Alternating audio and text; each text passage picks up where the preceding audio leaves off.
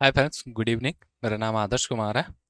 आगे हम अपना जो नेक्स्ट वीडियो में आपको राष्ट्रपति वाला टॉपिक करा रहे थे, लास्ट वीडियो में, सॉरी। तो उसमें कुछ शक्तियों वाला टॉपिक चल रहा था, तो वो वाला रह गया था। जैसे वीटो पावर है, अध्यादेश है और क्षमादान वाला है, वो टॉपिक रह गया था। तो वो एक ही क्लास में कवर नहीं हो पाया था क्योंकि थोड़ा ज़्यादा लंबा वीडियो हो जाता, इसलिए हम इस क्लास में उसको देखेंगे। वैसे मैं एक बार रिवीजन करवा देता हूँ कि जो क्या क्या आपने पढ़ा था लास्ट वीडियो में। प्रेसिडेंट चल रहा था।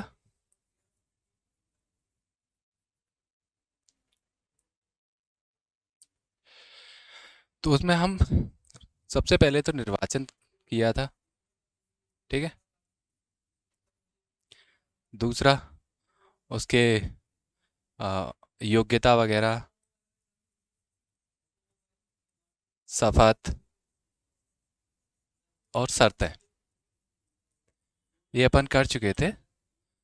और तीसरा था इसमें उसके कार्यकाल वगैरह, कार्यकाल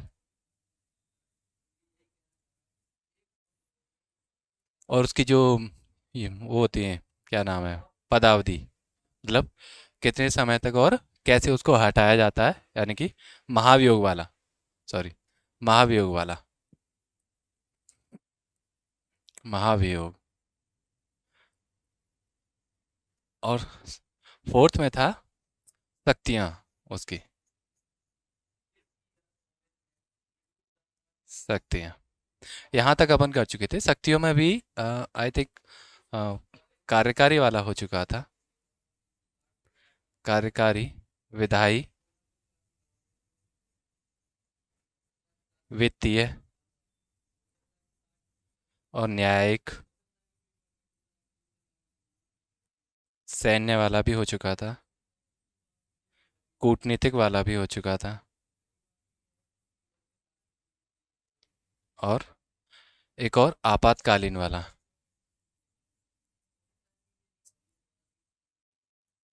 तो आई थिंक यहाँ तक हमने कंप्लीट कर दिया था लास्ट वीडियो में।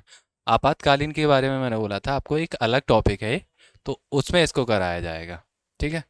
बाकी जो मेजर बचे हुए थे जिसका मैंने अलग सेगमेंट बनाया हुआ था, उसमें था आपका एक तो अध्यादेश वाला,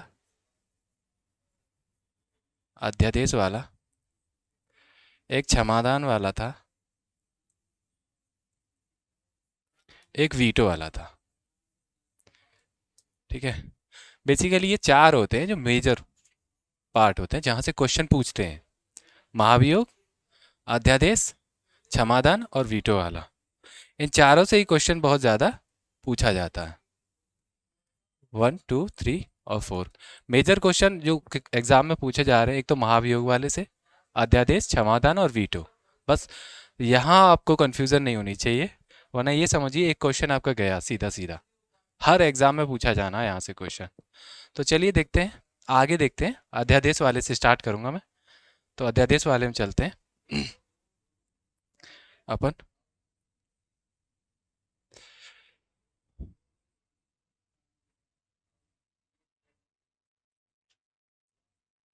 ठीक है, अध्यादेश।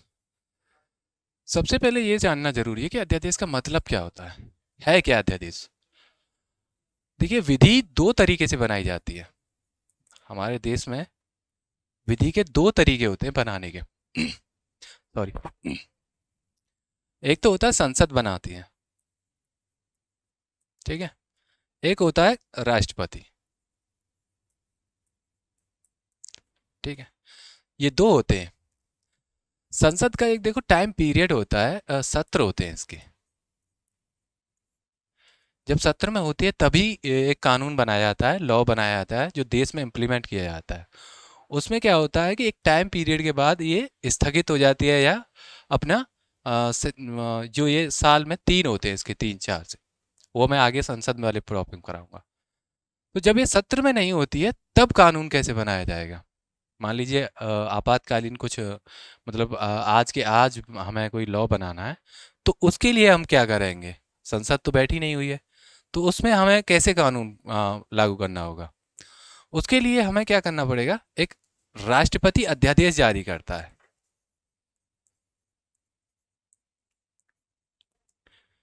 जो एक लॉ बनाता है। मतलब एक कहें तो आपातकालीन समय के लिए अविलंबनीय बोलते हैं उसको।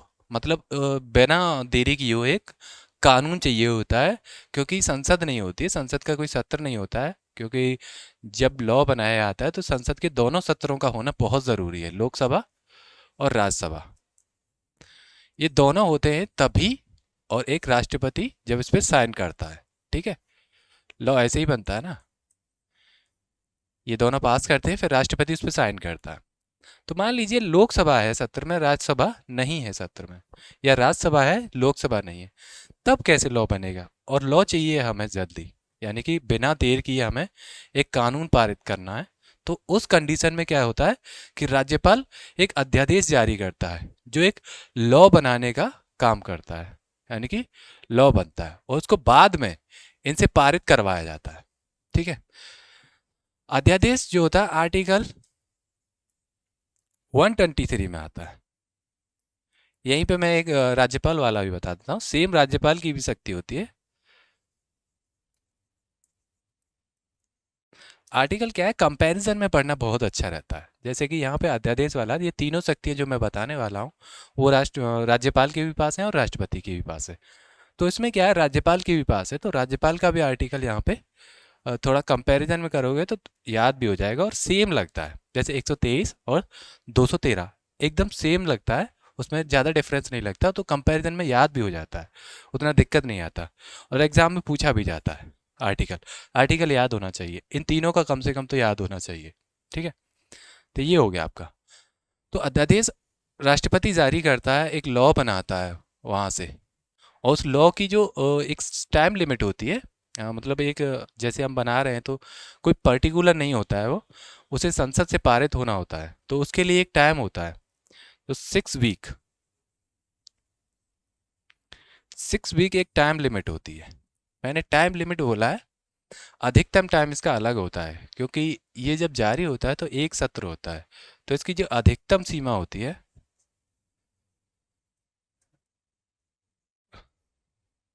अधिकतम सीमा जो होती है इसकी, वो 6 मंथ और 6 वीक होती है।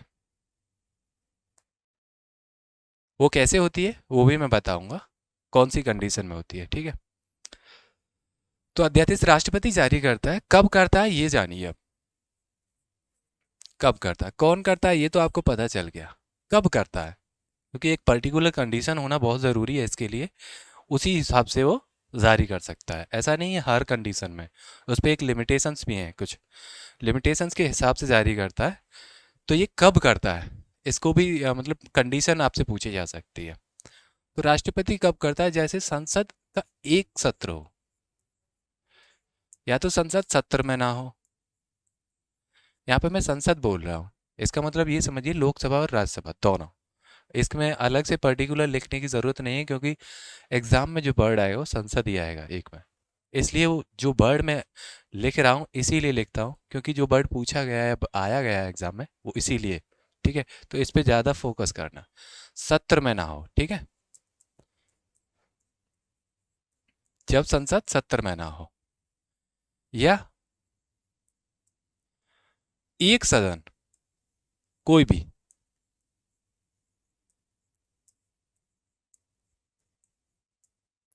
सत्र में हो, और एक सदन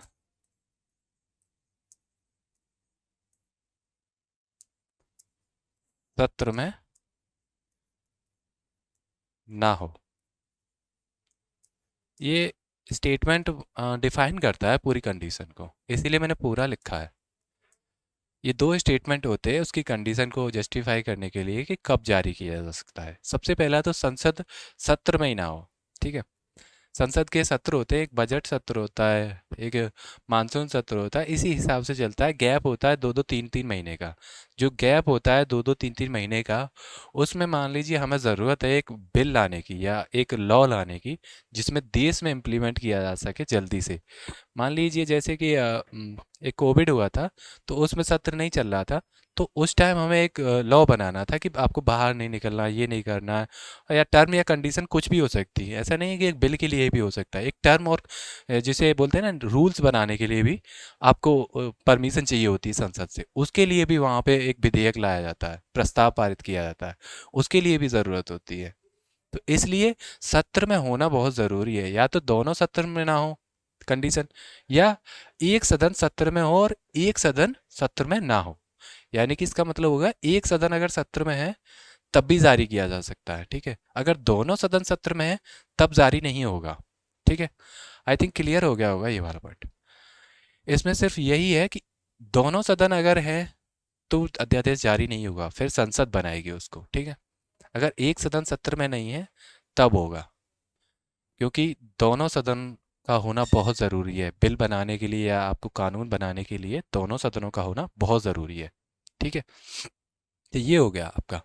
अब देखना है इसमें सबसे वो जो मेन पॉइंट पूछा जाता है उसमें यही पूछा जाता है कि कंडीशन में आपको कब कब और मतलब जैसे कि विधेयक जो 4 प्रकार के विधेयक होते हैं उनमें पूछा जाता है। यहाँ पे क्वेश्चन पूछा जाता है जैसे अ, विधेयक होते हैं ना, विधेयक या कानून कह सकते हो। मैं कानून के बारे में बता रहा हूँ, ठीक है। अब देखिए 4 तरह के होते हैं ये, ठीक है। इसमें 4 तरह के कैसे होते हैं देखो। एक तो होता है आपका धन विधेयक, ठीक है। एक होता है साधारण विधेयक।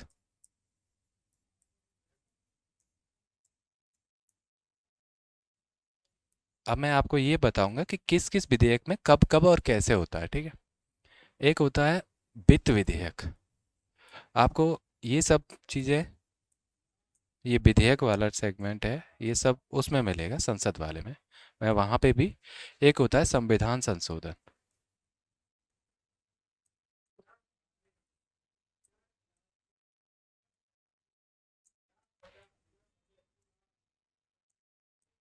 ठीक है। ये 4 तरह के विधेयक होते हैं जो मैं संसद में पढ़ाऊंगा, संसद में बताऊंगा कि कौन सा कैसे है। यहाँ पे मैं ज़्यादा डेप्थ में नहीं जाऊँगा क्योंकि मेरा मेन टॉपिक दूसरा है। यहाँ पे सिर्फ मुझे एक बताना है आपको। ये होता है धन विधेयक, ये साधारण विधेयक, संविधान संशोधन और वित्त विधेयक। भाई जब हमें लॉ मान लीजिए अगर कानून बनाना होता है इसी तरह के विधेयक तो लाते हैं हम। तो जो अध्यादेश होगा वो इन्हीं पर आएगा, ठीक है। अध्यादेश जो होगा वो इन्हीं पर आएगा, ऐसा थोड़ा ना कोई अलग से कोई विधेयक होगा। तो जो अध्यादेश होता है,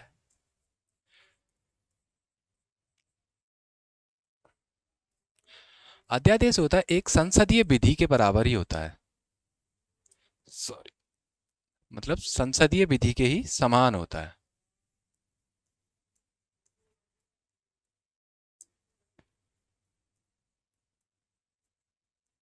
संसदीय विधि के बराबर होता है, समान ही होता है, ठीक है। कुछ डिफरेंस होता है, वो डिफरेंस पता होना चाहिए। संसदीय विधि के बराबर होता है, इसमें कोई डिफरेंस नहीं होता।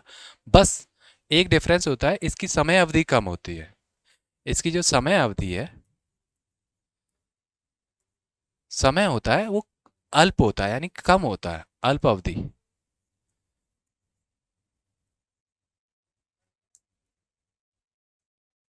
अल्प अवधि का होता है। संसदीय विधि होती है जो मतलब पर्टिकुलर लागू होती है, मतलब इसका कोई टाइम पीरियड नहीं होता जब तक उसमें चेंज ना किया जाए, ठीक है। जबकि इसका होता है 6 वीक।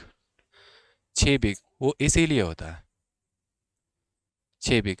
अगर 6 वीक में आप संसद से पारित नहीं करवा पा रहे हैं तो ऑटोमेटिकली हट जाएगा, यानी कि कोलैप्स हो जाएगा, वो ख़त्म हो जाएगा। उसमें कोई वो नहीं है, उसमें वहाँ से वो नहीं, कोलैप्स नहीं करवाया जाएगा या वहाँ से ख़त्म नहीं करवाया जाएगा कोई। उसकी लिमिटेशंस ही यही है कि 6 वीक के बाद वो ऑटोमेटिकली प्रस्ताव या जो भी अध्यादेश जारी किया है वो हट जाएगा, ठीक है। 6 वीक होता है। अब मैं यहाँ पे एक बात और बता देना चाहता हूँ कि जो संसदीय विधि होती है ना और अध्यादेश होता है, इन दोनों में जो डिफरेंस होता है वो ये होता है, जो मैंने विधेयक बताए हैं इसको, अध्यादेश को संविधान संशोधन में नहीं लागू किया जा सकता। यानी कि जब हमें संविधान संशोधन करना होगा किसी विधि से, संविधान संशोधन करना होगा, तब अध्यादेश जारी नहीं किया जा सकता, ध्यान रखना। या विधेयक पूछे जाते हैं या लॉ पूछे जाएंगे, तब ये पॉइंट बहुत इंपॉर्टेंट बन जाता है। वहाँ पे इसका मेजर वो रहता है, वो हमेशा स्टेटमेंट पे ये लिख के भेजेंगे, आपको दिया जाएगा कि संविधान संशोधन पर भी अध्यादेश जारी किया जा सकता है। संसदीय विधि के समान है, इसमें कोई दो राय नहीं है, लेकिन संविधान संशोधन पे नहीं किया जा सकता। हमेशा संविधान संशोधन सिर्फ संसद से किया जाएगा, अध्यादेश जारी करके नहीं किया जाएगा, ध्यान रखना। ओके, इसको पॉइंट को भूलना नहीं है। संविधान संशोधन जो होगा वो संसदीय विधि द्वारा, यानी कि संसद द्वारा बना होना चाहिए, ना कि अध्यादेश द्वारा, यानी कि अध्यादेश इस पे जारी नहीं हो सकता। ठीक है। दूसरा, जो अध्यादेश होता है वो राष्ट्रपति जारी करता है, और राष्ट्रपति अपने आप से, यानी कि राष्ट्रपति जो होता है उसे ये लगना चाहिए कि हाँ अध्यादेश जारी करना जरूरी है, मतलब अति आवश्यक है।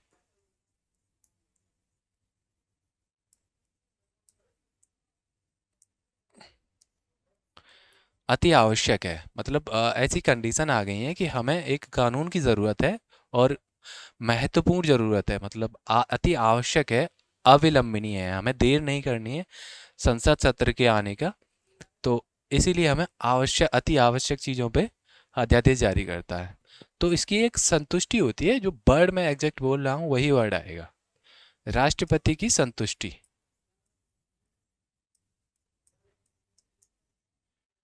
ये वर्ड आता है, ठीक है। संतुष्टि का वर्ड मैं आपको कॉमन में भी बता सकता हूँ, लेकिन ये आपको ध्यान रखना है क्योंकि यही वर्ड आएगा एग्जाम में। संतुष्टि का मतलब होना है सहमत होना, कि हाँ हमें लग रहा है कि विधेयक की ज़रूरत है। ठीक है, वो सहमत है कि हाँ ऐसी कंडीशन है कि अध्यादेश की ज़रूरत है, तब वो उसकी संतुष्टि होती है। तो लेकिन और एक और बात, यहाँ पे जो जारी करता है ना, उसमें मंत्रिमंडल की सहमति होती है, यानी कि आपको दिखता राष्ट्रपति है, दिखता आपको राष्ट्रपति है, लेकिन जारी मंत्रिमंडल या मंत्रिपरिषद करवाती है। ठीक है, जारी और वापस लेना दोनों काम वही करवाती है। ठीक है, आपको दिखता जरूर है, नाम राष्ट्रपति का चलता है, लेकिन मंत्रिमंडल ही उसको जारी करवाती है और वापस करवाती है। इसको कभी भी वापस लिया जा सकता है, इसके कोई वो नहीं है टाइम कि इतने समय के बाद वापस लिया जा सकता है या ऐसा होगा। ठीक है, थोड़ी सी आज तबीयत ऐसे ही है यार, डाउन, सॉरी।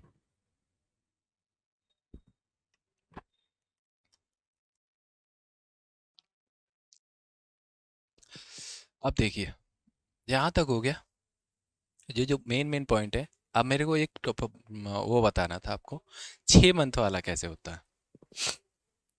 सॉरी, जैसे इसकी अधिकतम अवधि 6 मंथ कैसे हो जाती है।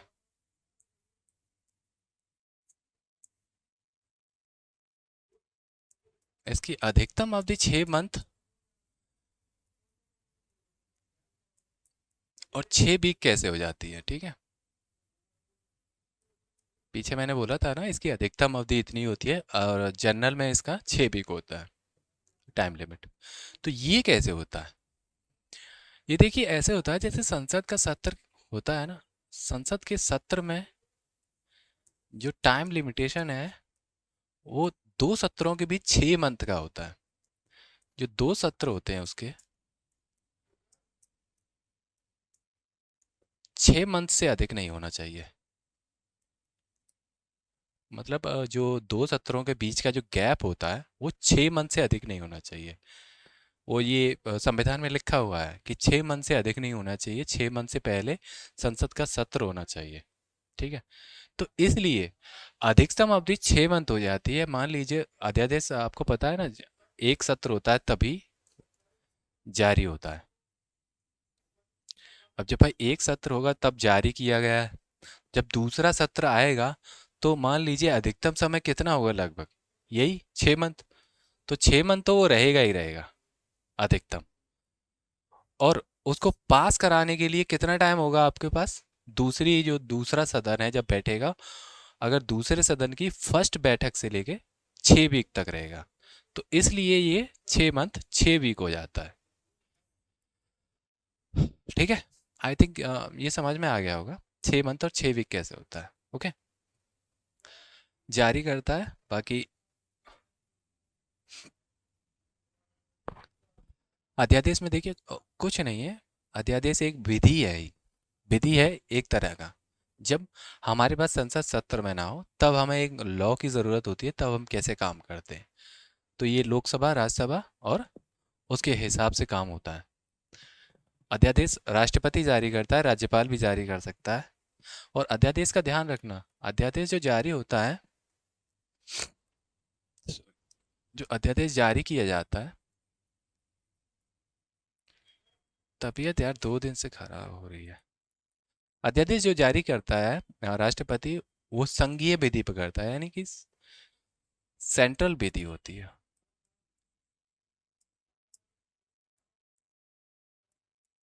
ठीक है। और जो राज्यपाल जारी करता है, वैसे राज्यपाल वाले में मैं करवाऊंगा इसको भी। राज्यपाल करता है राज्य सूची पे। ठीक है, ये होता है सिस्टम। बाकी आई थिंक अध्यादेश वाला टॉपिक तो इतना ज़्यादा वो नहीं है, इसमें समझने वाला कुछ नहीं है, बस अध्यादेश का कॉन्सेप्ट समझना है आपको। अध्यादेश वाला इतना ही होता है, कब जारी किया जाता है, कौन जारी करता है, कितने टाइम लिमिट होती है, उससे ज़्यादा आपसे नहीं पूछा जाता है, और इतना ही पूछा जाता है आप। ठीक है। अब आगे दूसरी वाले पे देखते हैं हम, कौन सा वाला। ये वाला कहाँ है। हाँ, एक और बात मैं आपको बता देना चाहता हूँ। एक नोटिस करने के लिए मैंने एक पॉइंट छोड़ा था आपके लिए लास्ट क्लास में। देखना होगा कितने लोगों ने नोटिस किया है वो यार। हाँ, पता नहीं कितने ने किया है, मैंने चेक भी नहीं किया यार। देखो, महाभियोग वाले में, महाभियोग वाले में मैंने एक छोटा सा क्लू छोड़ा था ताकि आप नोटिस करें और इसको नोटिस नोटिस करके मेरे को थोड़ा सा करेक्ट करें। लेकिन मैं शायद कमेंट देख नहीं पाया हूँ कितने लोगों ने करेक्ट किया है, तो मैं यहाँ पे उसको करेक्ट करवा देता हूँ। जो बहुमत वाला पार्ट था मैंने वो गलत लिखा था यहाँ पे।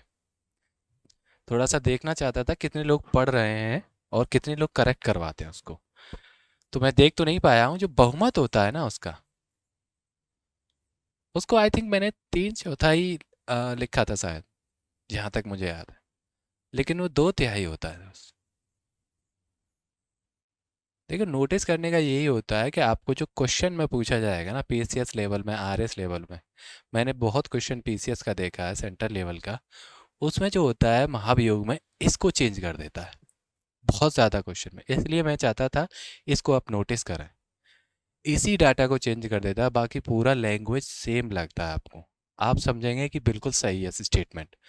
स्टेटमेंट जो होता है उसमें वो मैनिपुलेट करते हैं, स्टेटमेंट पे मैनिपुलेट करते हैं। जब हम हिंदी पढ़ रहे होते हैं, यानी कि जो स्टेटमेंट पढ़ रहे होते हैं, तो हमारा ध्यान संख्या पे बहुत कम जाता है, इसलिए हम स्टेटमेंट पढ़ के करेक्ट करते हैं, जबकि स्टेटमेंट पूरा सही रहता है, सिर्फ इसको गलत कर देते हैं वो। और मैं चाहता था कि इस पे आप थोड़ा सा फोकस करें ताकि आप करेक्ट करें और आपको हमेशा ध्यान रहे। लेकिन मैं चेक नहीं कर पाया कितने लोगों ने करेक्ट किया है, लेकिन अगर जिन्होंने किया है तो आई थिंक वो अच्छा पढ़ रहे हैं, बढ़िया जा रहे हैं। लेकिन मैं यही चाहता था कि जो स्टेटमेंट वाला क्वेश्चन आता है पीसीएस या आपके एसआई वाले में, कभी कभी एसआई वाले पीसीएस में ज़्यादा पूछा गया है, पीसीएस वाले में, तो यहाँ पे ये डेटा चेंज कर देते हैं वो लोग। क्योंकि उनको पता रहता है लोग स्टेटमेंट सीधा सीधा पढ़ के संख्या वाला जो पोर्शन होता है उस पर ध्यान नहीं देते हैं, वो इसको चेंज करते हैं, सिर्फ स्टेटमेंट को चेंज नहीं करते, क्योंकि स्टेटमेंट बहुत लोगों को याद हो जाता है, सिर्फ ये डाटा चेंज करके निकल जाते हैं वो, और स्टेटमेंट गलत हो जाता है। तो इसलिए मैं चाहता था इसको आप चेक करें एक बार और मुझे करेक्ट करें, इसलिए मैंने यहाँ पे बता दिया है, मुझे याद आया अभी चेक करते समय। तो आप देख लेना एक बार, चेंज भी कर लेना अगर जिन्होंने लिख भी लिया है भाई। पता नहीं क्या हुआ हुआ, चेक करना पड़ेगा यार आपका। अब चलते हैं, आपका महाभियोग वाला हो गया, अध्यादेश वाला हो गया आपका। अब आते हैं आपके क्षमादान या वीटो पावर वाला करवाते हैं। वीटो पावर वाला आते हैं, ठीक है। वीटो पावर बहुत सुना होगा, बहुत क्वेश्चन आता है, ठीक है। वीटो पावर ठीक है। बहुत मोस्ट जिसे हम बोलते हैं पॉपुलर वो है टॉपिक। इस पे स्टार भी लगा लेना भाई। बहुत ज़्यादा क्वेश्चन पूछा जाता है। Veto power. वीटो पावर होती क्या है सबसे पहले, ये समझना बहुत ज़रूरी है। सबसे पहले मैं यही कहूँगा, आप पूरा फैक्ट पे मत जाइए, उसका कॉन्सेप्ट समझिए पहले। आपको कॉन्सेप्ट पता होगा तो आपको सारी डेफिनेशन और जो सेगमेंट होते हैं वो याद आ जाएंगे। आप सीधा सीधा क्या करते हैं, वीटो देखा और सीधा नीचे पहुंच जाते हैं, ऑप्शन पे पहुंच जाते हैं। जो क्वेश्चन होता है उसमें देखा करो वीटो पूछा है। सबसे पहले तो वीटो पावर होता क्या है, वीटो क्या करता है, करता क्या है वीटो पावर। तो देखिए, सबसे पहले मैं वीटो पावर ही बताता हूँ। देखिए, विधेयक होता है, एक लॉ होता है। लॉ जब बनता है तो यहाँ पे मान लीजिए, थोड़ा सा मैं आपको और डेप्थ में समझाता हूँ। बिल बोलते हैं इसको, ठीक है।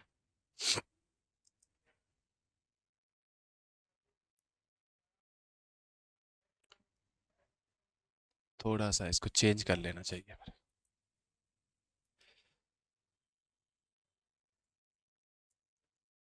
अब देखते हैं विधेयक, इसको बोलते हैं बिल, ठीक है। आपने देखा होगा। और एक होता है एक्ट, जिसको बोलते हैं अधिनियम।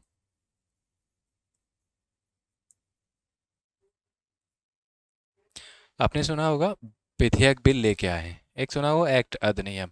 इन दोनों में क्या डिफरेंस है।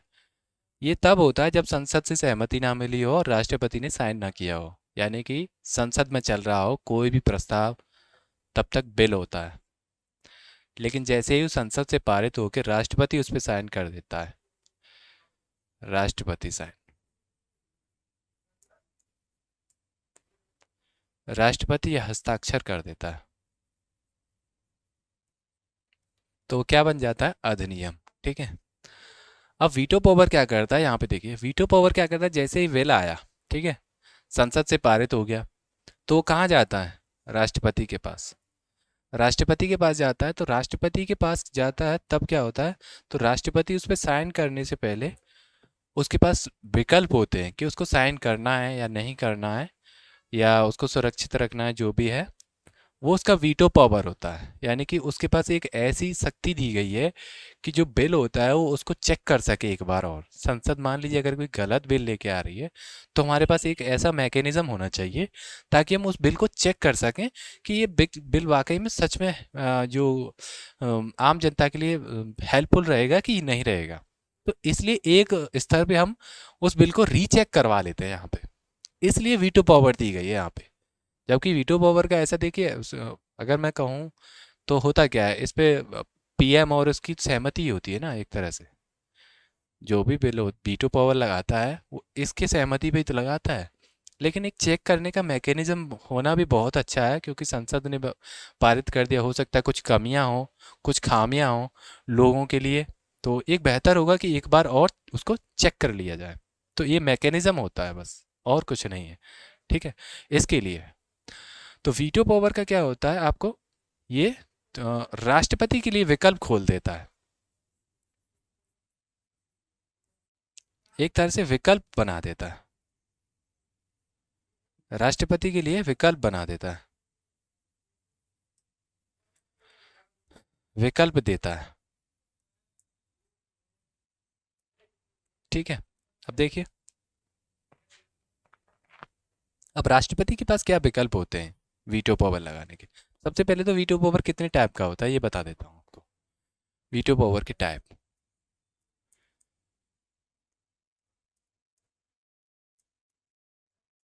वीटो पावर चार प्रकार का होता है, उसके चार टाइप हैं। आत्यांतिक वीटो,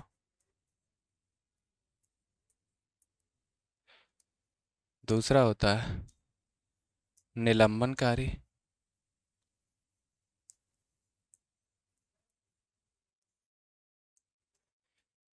देखिए वीटो में क्या है, ये मैं जो कहने जा रहा हूँ उसको ध्यान से सुना करो यार, क्योंकि प्रॉब्लम ये है कि आपका हिंदी का वर्ड बहुत टफ है इसमें। देखिए अत्यांतिक का क्या मतलब है आपका। अत्यांतिक यहाँ पे दिया हुआ है, ये क्या है वीडियो में। आप समझ रहे होंगे हिंदी कितना टफ है। इसलिए मैं कहता हूँ हिंदी वाला थोड़ा सा अवॉइड करना चाहिए।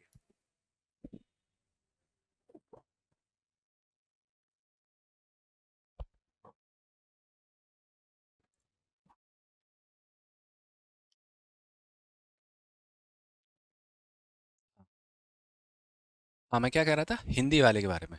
हिंदी वाला एक काम ये करना है आपको, जहाँ जहाँ मैं इंग्लिश लिखा रहा हूँ ना उसको इंग्लिश में याद करना। जैसे मैंने खुद ने इंग्लिश में याद किया है। मुझे ये थोड़ा कम याद रहते हैं क्योंकि इसको देखो भूलना बहुत नॉर्मल ही है। इसलिए मैं कहूँगा इंग्लिश में याद करना है आपको। ठीक है। एक होता है विशेषित वीडियो,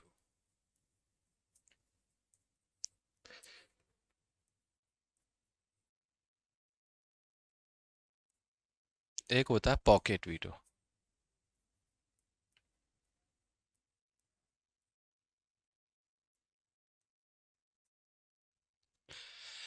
इसको एब्सोल्यूट वीडियो बोला जाता है।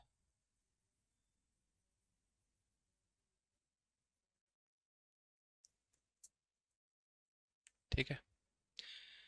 इसको सस्पेंसिव वीडियो बोला जाता है।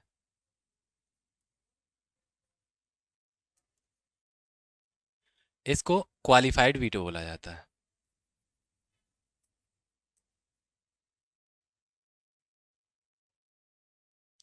और इसको पॉकेट बोला जाता है। ये चार टाइप है। ठीक है। अब ये चार टाइप हैं, आपको ये समझना है हमारे जो राष्ट्रपति हैं उनके पास कौन सी वीडियो शक्ति है। मैंने यहाँ पे इंडियन वाला नहीं लिखा है, सॉरी, राष्ट्रपति वाला नहीं लिखा है। जनरली वीटो पावर होती कितनी प्रकार की है ये लिखा है। वीटो पावर हमारे राष्ट्रपति के पास तीन है। यहाँ पे पॉइंट कर लेना, नोट कर लेना ये बात। जो इंडियन राष्ट्रपति होते हैं अपने इंडिया के, उनके पास तीन होती हैं। तीन वीटो होती हैं। उसमें कौन सा वीटो नहीं होता है, ये वाला। ये वाला वीटो नहीं होता है। क्यों नहीं होता है उसका भी रीज़न मैं बता दूंगा, वैसे उसकी ज़रूरत नहीं है। लेकिन ये चार वीटो में से तीन वीटो होते हैं, ये ध्यान रखना है आपको। मैंने इन जनरल जो वीटो हैं वर्ल्ड में, जो वीटो पावर दी गई हैं अन्य राष्ट्रपति की, जो अन्य देशों के राष्ट्रपति हैं, उनके बारे में मैंने आपको बताया कि चार तरह के वीटो होते हैं। उसमें से एक वीटो हमारे इंडियन के पास नहीं होता है। इंडियन जो हमारे राष्ट्रपति हैं द्रौपदी मुर्मू, उनके पास क्वालिफाइड वीटो नहीं है। ये वाला है, सस्पेंसिव है और एब्सोल्यूट है। ठीक है। अब देखिए आपको एक क्वेश्चन मेरे को अभी बताना है। ये वीटो पढ़े होंगे आपने, वो पढ़ा होगा, ठीक है। अब इसमें से मुझे एक बात बताइए, जो पुनर्विचार वाला होता है वो भी एक वीटो होता है।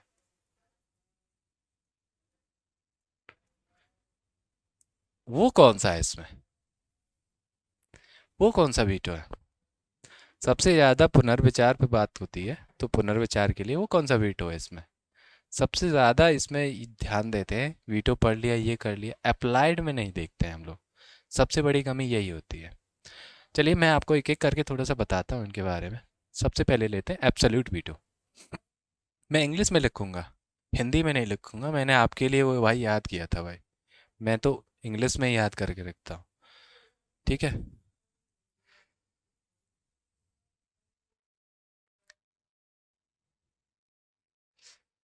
मैं इंग्लिश में ही लिखूंगा, हिंदी में नहीं। ये वाला, और मैं चाहूँगा आप इंग्लिश में ही याद करें यार, हिंदी में आपसे याद नहीं होगा। और जो इंग्लिश में आएगा ना वो आपको इजी पड़ेगा क्वेश्चन में। ठीक है। तो आपको लिखना है, सबसे पहले लिखना है आपको, कौन सा लिखा रहे थे आप, एब्सोल्यूट वाला।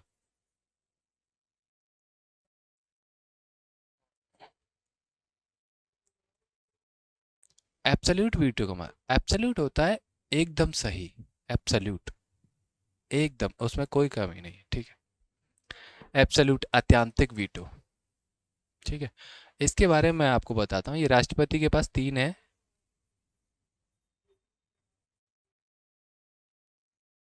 अपने राष्ट्रपति के पास तीन है। ध्यान रखना। ठीक है। अब देखते हैं, इसके बारे में समझते हैं, एब्सोल्यूट और pocket, pocket veto, absolute.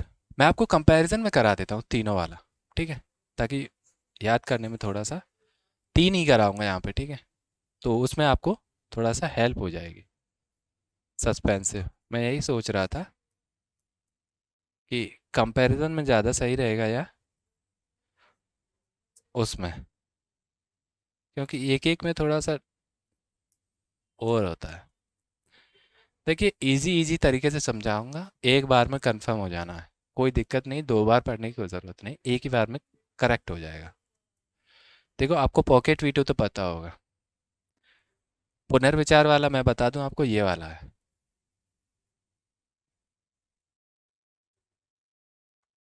Suspensive veto, ठीक है। ये होता है आ, साधारण बहुमत से, मान लीजिए अगर रोका जा रहा है तो इसको साधारण बहुमत से चेंज करवाया जा सकता है।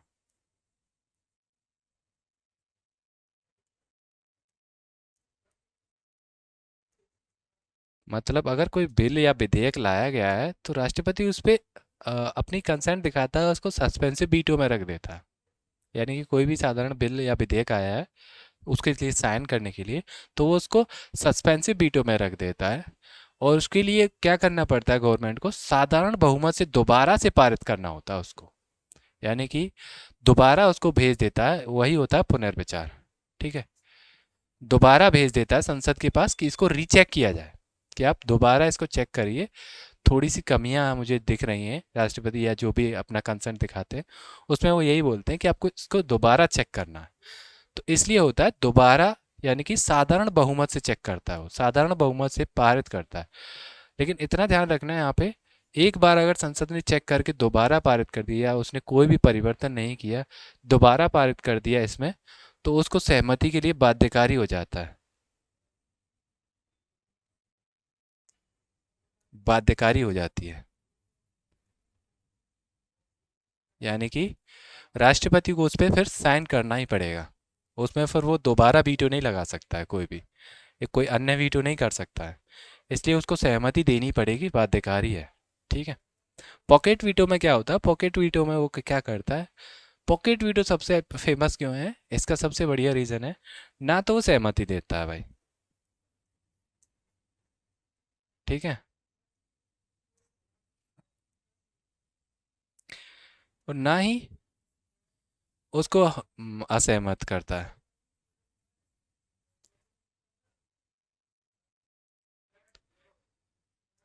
उसको ऐसे ही डाल के रखता है, सॉरी, ना ही विचार करता है उस पर,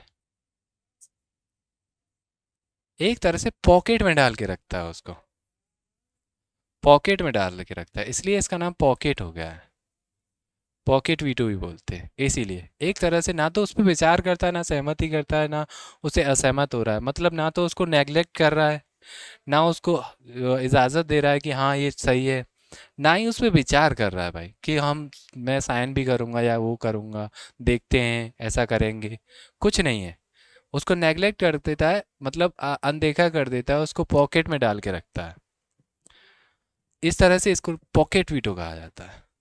पॉकेट वीटो का एक बार प्रयोग किया गया है, 1986 में किया गया था, ज्ञानी जैल सिंह थे उस समय राष्ट्रपति अपने, ज्ञानी जैल सिंह ने किया था, यहाँ ध्यान रखना, एक मिनट।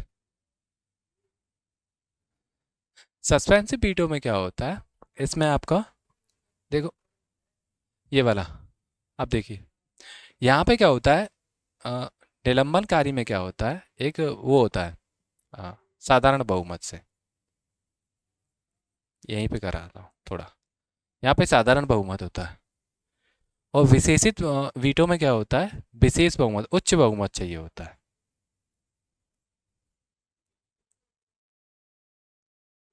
ठीक है।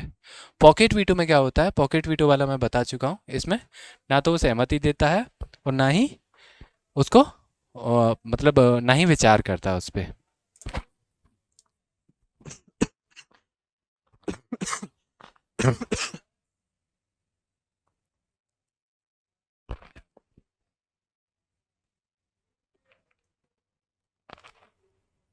अभी तो लगता है 2 दिन खराब चल रही है। सॉरी दोस्तों। हाँ, तो हम कहाँ थे? इसमें वो कोई स्टेप ही नहीं लेता है। इसमें कोई स्टेप ही नहीं लेता है। ठीक है। और एक और बच्चा था आपका, उसमें करा था ये वाले। 3 है ये। इसमें क्या करता है वो एब्सोल्यूट वीटो में? वो अपनी राय जो होती है सुरक्षित रखता है। सस्पेंसिव हो गया, पॉकेट हो गया। इसमें क्या है, राय अपनी सुरक्षित रखता है। अब देखिए, इसमें क्या होता है आपको थोड़ा यहाँ पे समझना होगा। ये दोनों आपको एक समान लग रहे होंगे, लेकिन एक समान नहीं है। यहाँ पे क्या होता है, ना तो सहमति दे रहा है ना असहमति, ना ही उस पर विचार कर रहा है। एक तरह से आप समझ लीजिए बंद बस्ते में उसने उस बिल को रखा हुआ है।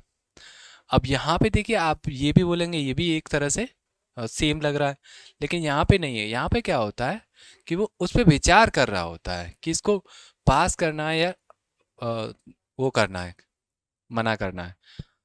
राय सुरक्षित रखने का मतलब ये होता है कि अगर मान लीजिए कोई टेक्निकल चीज़ पे बिल बनाया गया है, जैसे मान लीजिए अभी मैं वर्तमान में कोई एग्जांपल लूँ, तो एआई है, आर्टिफिशियल इंटेलिजेंस पे अगर मान लीजिए कोई कानून बनाया गया है, तो राष्ट्रपति थोड़ा समय ले सकता है इस पे, क्योंकि ऐसा नहीं है कि हर किसी को एआई के बारे में पता हो। तो राष्ट्रपति इसको थोड़ा सा जानने के लिए पीएम मंत्री परिषद वो भी है, उनके कुछ कर्तव्य होते हैं कि बताते हैं। थोड़ा सा कर्तव्य वाला अभी मैं थोड़ा सा कराऊंगा पीएम वाले। तो उसमें क्या होता है, ये थोड़ा सा जानने के लिए कि हाँ ये होता क्या है, उसके लिए थोड़ा सा टाइम ले लेता है। उसी को बोलते हैं सुरक्षित रखना। इसमें ये नहीं है कि वो मतलब बंद बस्ते की तरह ना विचार भी नहीं कर रहा है। वो विचार करता है इस पे कि ये बिल किससे रिलेटेड है, इसका क्या इम्पैक्ट पड़ने वाला है जनता पे। इसलिए वो अपनी राय कुछ समय के लिए सुरक्षित रख लेता है। यहाँ पे ये पॉइंट है। ये दोनों एक समान लगते हैं, बुक में कोई डिफरेंस नहीं बताया जाता है। इसलिए मैं यहाँ पे ये पॉइंट बता रहा हूँ कि यहाँ पे जो क्या होता है कि ये एक समान लगता है, राय सुरक्षित रखना। यहाँ पे भी एक तरह से सुरक्षा होती है, ना विचार कर रहा है ना वो। तो इसलिए इसको एक समान नहीं समझना है। इसमें क्या है, अपनी राय सुरक्षित रखता है किस लिए? कि वो विचार कर रहा है कि ये कानून कैसा है, क्या मैटर है इस पे क्या मतलब जनता पे क्या इम्पैक्ट पड़ेगा। इसलिए इसलिए वो थोड़ा समय लेता है। ठीक है। यहाँ पे क्या होता है, यहाँ पे ना तो विचार कर रहा है वो, ना उसको उस पे मतलब सहमति दे रहा है, कुछ टाइम से बंद रखा हुआ है, ना ही असहमति दे रहा है। उसको पॉकेट वीटो में डाला हुआ है। जैसा कि मैं बताने वाला था कि 1986 में ज्ञानी जैल सिंह अपने राष्ट्रपति थे, ज्ञानी जैल सिंह। उन्होंने इसका यूज किया था। पॉकेट वीटो का एक ही बार यूज हुआ है। पॉकेट वीटो का एक बार यूज हुआ है, वो भी ज्ञानी जैल सिंह थे राष्ट्रपति अपने।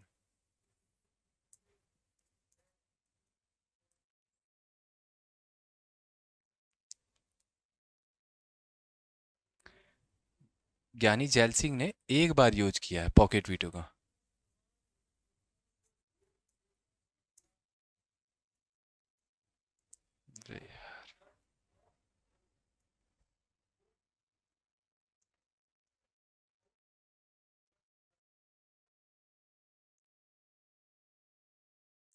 पॉकेट वीटो का प्रयोग एक बार हुआ है अभी तक, और वो भी इस पे।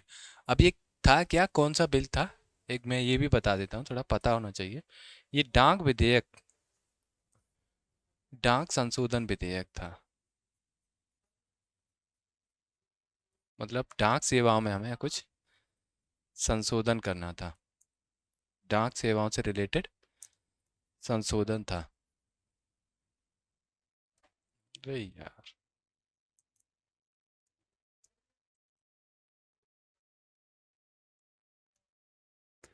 जिसे ज्ञानी जैल सिंह ने पॉकेट वीटो किया था। तो ये वाला संशोधन था वो डाक विधेयक, 1986 था, ध्यान रखना। इसका डेट पूछा भी जा सकता है कभी। तो इस पे इन्होंने पॉकेट वीटो किया था। उसका रीजन भी मैं बता देता हूँ, कारण क्या था। रीजन ये था, ये जो बिल था वो प्रेस की स्वतंत्रता को कम कर रहा था। प्रेस की स्वतंत्रता को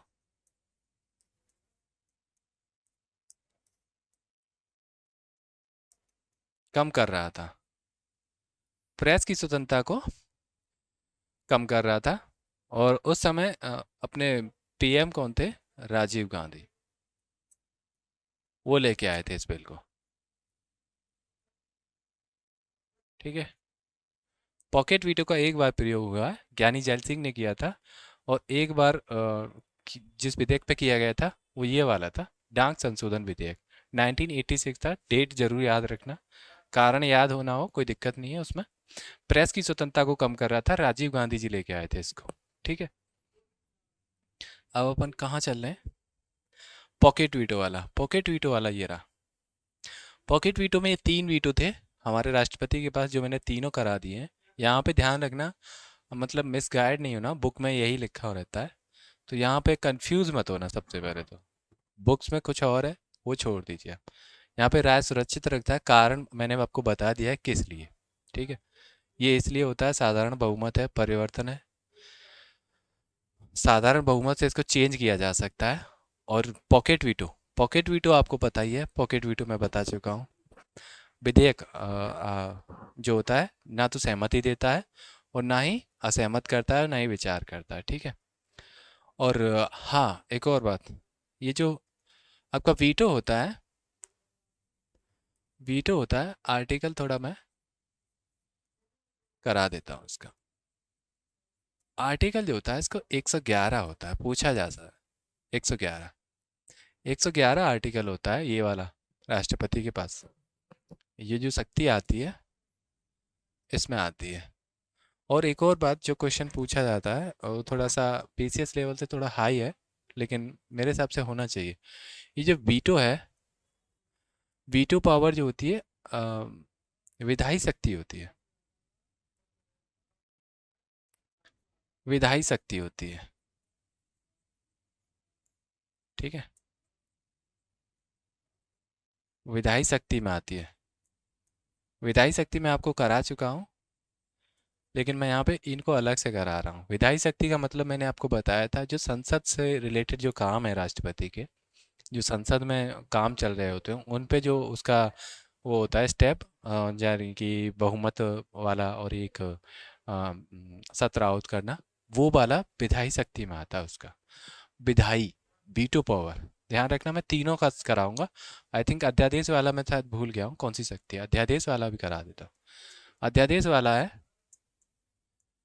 अध्यादेश कौन सी शक्ति है ये पूछा जाता है। अध्यादेश भी एक तरह की विधायी शक्ति है। ठीक है। विधायी शक्ति है,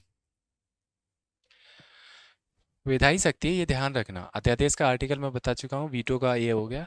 आपका एक और बात, मैं एक पुनर्विचार वाला बता रहा था, जहाँ पे मुझे याद आया, पुनर्विचार।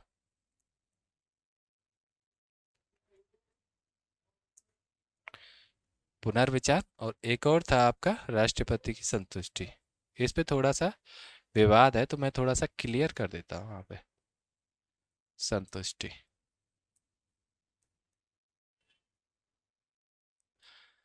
देखिए इन दोनों वर्ड को समझना बहुत जरूरी है। पुनर्विचार, मान जब वो पुनर्विचार के लिए भेजता है और संसद उसको पारित कर देती है साधारण बहुमत से, तो जब वो साधारण बहुमत से पारित करके एक बार दोबारा भेजती है ना संसद को, तो जब संसद उसको फिर से पारित करके दोबारा राष्ट्रपति के पास भेजती है तो बाध्यकारी हो जाता है वो। इतना ध्यान रखना। पर उस पे ना तो कोई वीटो कर सकता है राष्ट्रपति, एक ही बार वीटो करेगा। फर्स्ट वीटो कोई भी हो सकता है उसका, तीनों में से सिर्फ पहली बार। ऐसा नहीं है कि एक वीटो पहले यूज कर लिया, दूसरा वीटो बाद में। लेकिन नहीं, ऐसा एक ही बार वीटो यूज करेगा। और जब भी संसद पारित करके कोई विधेयक भेज रही है तो उसको बाध्यकारी हो जाएगा उसके लिए। ठीक है। राष्ट्रपति की संतुष्टि, राष्ट्रपति संतुष्टि जो होती है उस पे क्या है, विवाद है कि ये न्यायिक समीक्षा के अंतर्गत आता है या नहीं। न्यायिक समीक्षा मेरे हिसाब से आपको पता होगा थोड़ा। न्यायिक समीक्षा क्या होती है, जो कानून बनाते हैं संसद उसको जुडिशरी चेक कर सकती है। न्यायिक समीक्षा उसे बोलते हैं। न्यायिक समीक्षा उसे बोलते हैं जो, मान लीजिए कोई बिल है या विधेयक है, विधि है, उसको जुडिशरी चेक कर देती है कि ये कानून के अनुसार है या नहीं, या संविधान के अनुसार है या नहीं, तो उसी को हम बोलते हैं न्यायिक समीक्षा।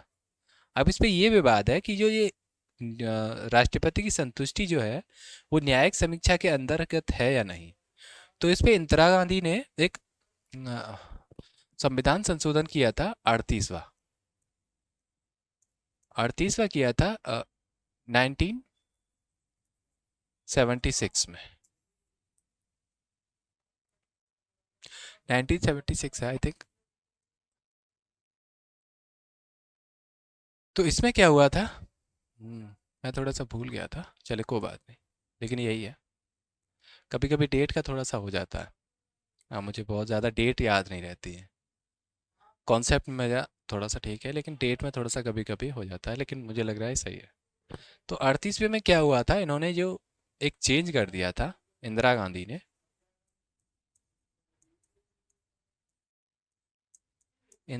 एक चेंज किया था जो राष्ट्रपति की संतुष्टि है उसको लेकर, कि राष्ट्रपति की संतुष्टि ही अध्यादेश पर,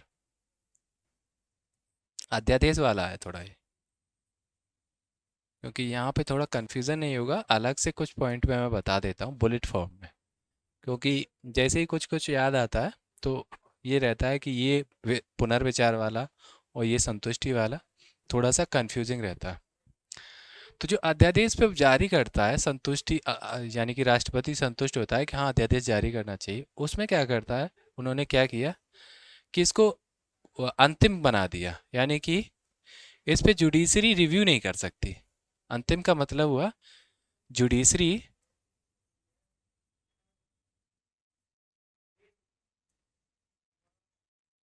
रिव्यू नहीं कर सकती है। ठीक है, मतलब है न्यायिक समीक्षा नहीं कर सकती इसकी, जो भी होगा अंतिम होगा, राष्ट्रपति ने कह दिया अध्यादेश में ये है तो यही रहेगा, अंतिम है उसका संतुष्टि, उसकी संतुष्टि को चेक नहीं किया जाएगा, उसका रिव्यू नहीं किया जा सकता। लेकिन इसको चेंज कर दिया गया बाद में, ये दोनों पूछे जाते हैं, इसलिए मैं आपको थोड़ा सा करा देता हूँ, क्योंकि एक दो पता होना बहुत ज़रूरी होता है। तो इसको उसमें चेंज कर दिया 44 में, 1978। ठीक है, इसको चेंज करके कर दिया गया था कि जो संतुष्टि है उसका रिव्यू कर सकती है, रिव्यू कर सकती है, यानी कि चेक कर सकती है उसको जुडिशरी। ठीक है, अगर आपसे क्वेश्चन पूछा जा रहा है बेसिकली, वैसे तो पूछा नहीं जाता है, इसलिए मैं थोड़ा सा निकल रहा था यहाँ से कि मतलब ना कराऊं, लेकिन थोड़ा लगा है कि कोई बात नहीं, इसको भी करवा दिया जाता है, एक दो लाइन ही तो है, इसलिए मैं थोड़ा सा चाह रहा था कि यहाँ से ज़्यादा बर्डन ना दिया जाए, लेकिन कोई बात नहीं, ये कंप्लीट हो जाएगा ज़्यादा ही बेटर है, क्योंकि बुक्स में रहता है तो स्टूडेंट को लगता है टीचर थोड़ा कम करा रहे हैं, लेकिन ऐसा नहीं है, मुझे पता है, लेकिन बहुत कम क्वेश्चन पूछा जाता है यहाँ से, लेकिन पता होना बहुत ज़रूरी है, ज़्यादा रिवाइज करने की ज़रूरत नहीं है इसको, तो ऐसा कुछ इसमें वो नहीं है। तो आपका पॉकेट वीटो और ये वाला हो चुका है वीटो। ये ध्यान रखना है इनको कि जो ये शक्तियाँ हैं वे विधि के अनुसार ही होंगी, यानी कि जैसे अध्यादेश मैंने बताया था विधि के समान होगा, यानी कि अध्यादेश उन्हीं चीज़ों पे जारी किया जाएगा जिन पे विधि बनाई जा सकती है। ठीक है, सेम वीटो का होगा, वीटो में वैसे मैं बता चुका हूँ आपको कि इन पे होगा। दूसरी बात, संविधान संशोधन वाले में मैंने आपको उसमें बताया था, अध्यादेश वाले में, उसमें अध्यादेश में आप संविधान संशोधन नहीं कर सकते, संविधान संशोधन नहीं कर सकते अध्यादेश के माध्यम से। दूसरा, वीटो नहीं कर सकता है, मैं यहाँ पे करा देता हूँ आपको, देखिए वीटो कौन किस किस पे करता है, वीटो का मैं बता चुका हूँ आपको, टाइप तो मैं करवा चुका हूँ। वीटो का क्या सिस्टम रहता है, देखिए वीटो में रहता है साधारण बहुमत, मतलब साधारण विधेयक।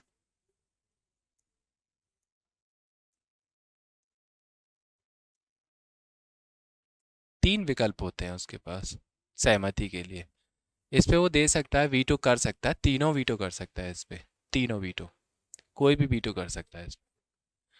ठीक है, एक होता है धन विधेयक।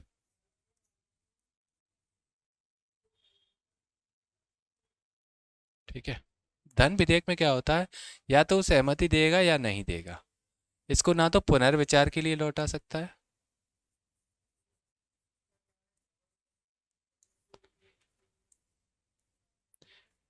ये नहीं कर सकता, पुनर्विचार के लिए नहीं लौटा सकता। और एक और बात मैं यहाँ बता दूँ, जो धन विधेयक होता है वो बहुत इम्पोर्टेंट होता है, इस पे गवर्नमेंट गिर सकती है, इसलिए इसलिए एक काम पहले ही करवा लिया जाता है, इसलिए ये ऑप्शन हट जाता है यहाँ से। ऑप्शन जरूर होता है उसके पास लेकिन हट जाता है, क्योंकि इस पे क्या होता है, पहले ही गवर्नमेंट सहमति ले लेती है राष्ट्रपति से कि हम धन विधेयक ला रहे हैं। तो उस पे होता क्या है, पूर्व अनुमति का वो होता है, ऑप्शन होता है,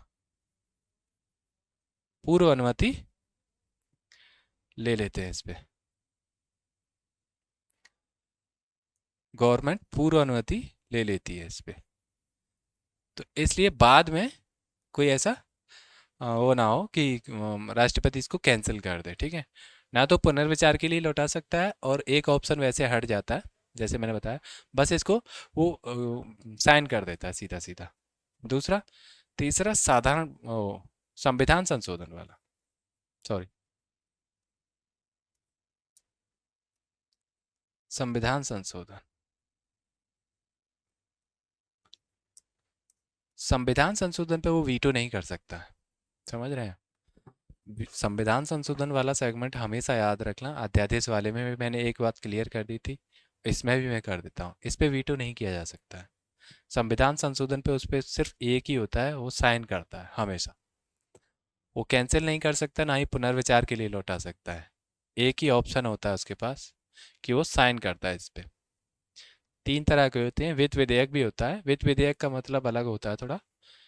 वित्त विधेयक अगर वो धन विधेयक के समान है, दो तरह का होते हैं वित्त विधेयक, एक थोड़ा धन विधेयक होता है उसमें, और एक वित्त विधेयक। अगर सामान्य वित्त विधेयक है तो वो साधारण विधेयक की तरह चलेगा, अगर वो धन विधेयक के समान है तो उस पे इस तरह से जाएगा।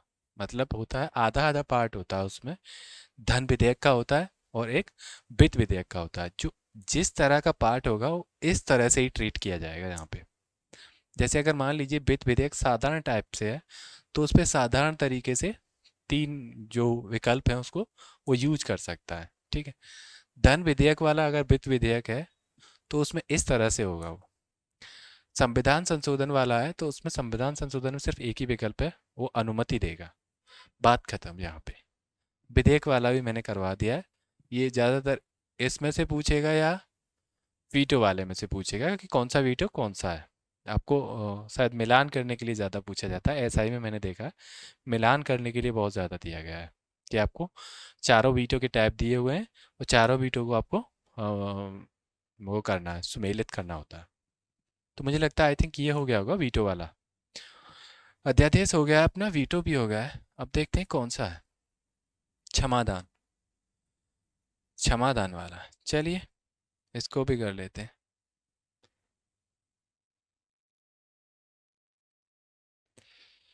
क्षमादान वाले पे आ जाइए भाई।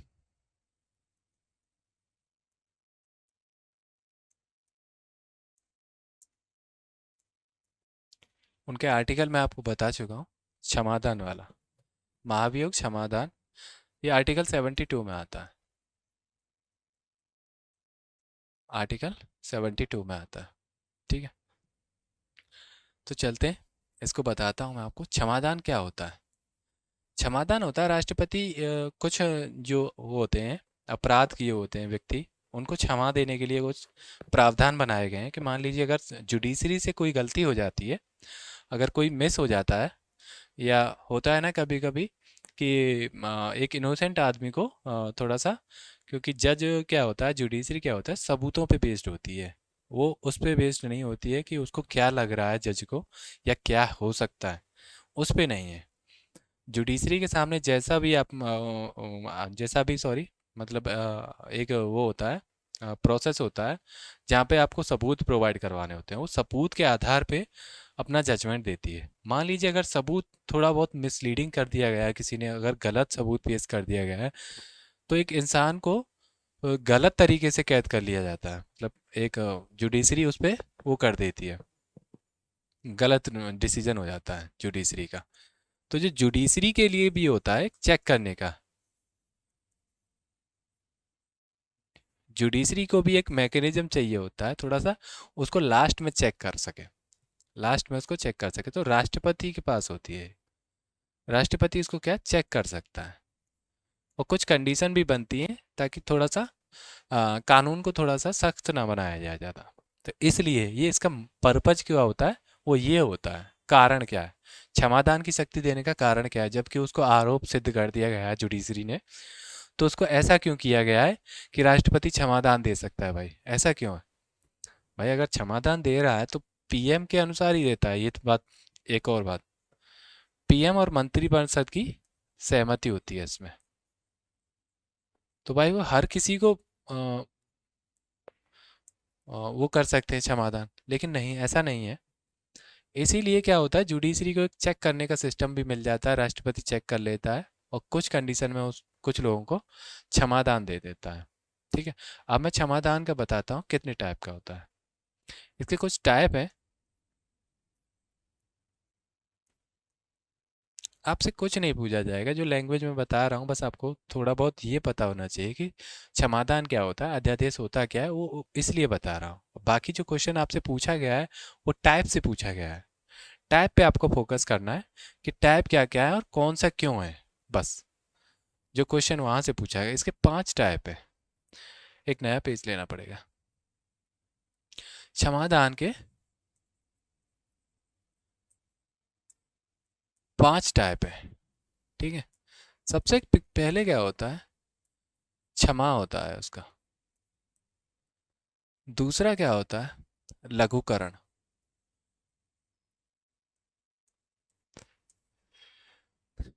तीसरा होता है परिहार।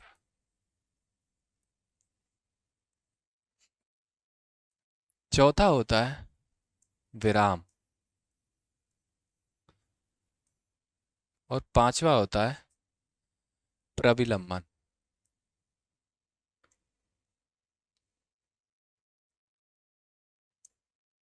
ठीक है, हिंदी बहुत खतरनाक है, लेकिन थोड़ा सा करना भाई।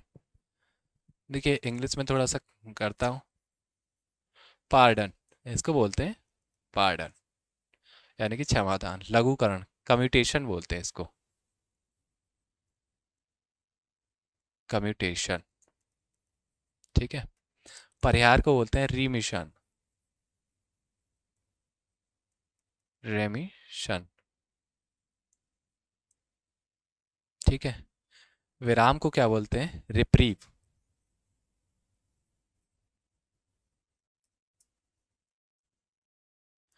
ठीक है, प्रविलंबन को बोलते हैं आपका, पार्डन हो गया, कम्यूटेशन हो गया, रिव्यू हो गया, और इसका हो गया डेफरमेंट, डेफरमेंट। ठीक है, अब देखिए हिंदी तो है ही खतरनाक भाई, तो हो सके तो इंग्लिश में याद करना, क्षमा क्या होता है, लघुकरण क्या होता है, कम्यूटेशन क्या होता है, रिमिशन क्या होता है, डेफरमेंट क्या होता है, रिप्रीव क्या होता है। इंग्लिश में ज़्यादा टफ नहीं है, आपको पहली बार अगर करेंगे तो थोड़ा सा टफ लगेगा, लेकिन जैसे जैसे आप 2-3 बार रिवाइज करोगे तो इंग्लिश ज़्यादा सही लगेगी आपको। इंग्लिश में याद करना भी ज़्यादा टफ नहीं है। ठीक है, और इंग्लिश में जो समझने वाला कॉन्सेप्ट होता है वो बेहतर होता है, आप अच्छी तरह से समझ पाओगे, इसलिए मैं इंग्लिश में भी करा रहा हूँ इनको। ठीक है, तो चलो एक एक करके मैं देखता हूँ और इसको ऐसे ही कंपैरिजन में बताऊंगा, थोड़ा थोड़ा यहीं पे मैं थोड़ा सा क्लियर कर दूंगा।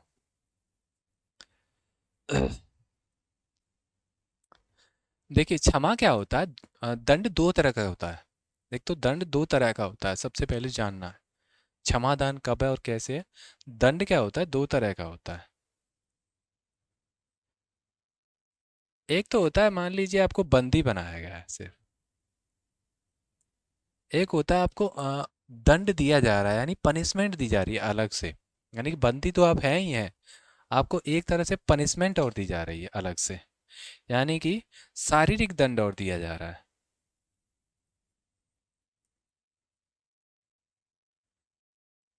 जैसे होता है ना मूवी में, आप कभी देखना, कि कुछ लोगों को तो बंदी बनाया गया होता है, मतलब बंदी हैं कुछ, और कुछ को क्या होता है, बंदी के साथ साथ उनको शारीरिक दंड भी दिया जाता है। तो इस तरह से दो तरह का होता है। यहाँ पे काम आएगा, इसलिए मैं इसको थोड़ा सा बता रहा हूँ। ठीक है। अब देखिए होता क्या है, यहाँ पे क्या होता है, बंदी और दंड दोनों को माफ कर देता है राष्ट्रपति। मतलब जो माफी होती है उसकी दोनों में होती है। ठीक है। मतलब वो बंदी और शारीरिक दंड दोनों को माफ कर देता है, मतलब एक तरह से जैसे उसने अपराध किया ही नहीं है। जो उसकी पहली कंडीशन थी कि मतलब अपराध करने से जो पहले था उसका स्टेटस, उसको बरकरार कर देता है वो। सीधा सीधा ये मतलब है क्षमा का। उस पे ये समझिए आप, कोई भी तरह का आरोप नहीं होगा। और कानूनन बुक में जो होता है, मान लीजिए जैसे एफआईआर वगैरह होता है और जो लिखा होता है वो भी हट जाता है। इसकी सबसे बड़ी खासियत है।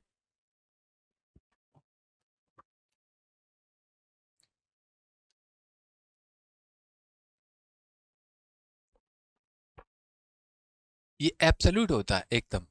मतलब ये है कि दोनों तरफ से माफी हो गई इसका, एकदम फ्री हो गया बंदा। जेल में था, दंड था, शारीरिक दंड था, अगर राष्ट्रपति ने क्षमा कर दिया तो एकदम सही हो गया बंदा। घूम सकता है, फिर सकता है, बाहर हो गया उसको, कोई वो नहीं है। दूसरा, कम्यूटेशन क्या होता है, कम्यूटेशन होता है इसमें सबसे पहले समझिए, दंड का जो स्वरूप होता है उसको चेंज कर देता है वो।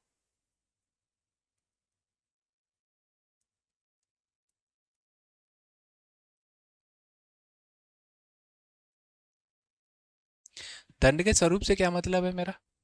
दंड के स्वरूप से मतलब है, मान लीजिए एक व्यक्ति को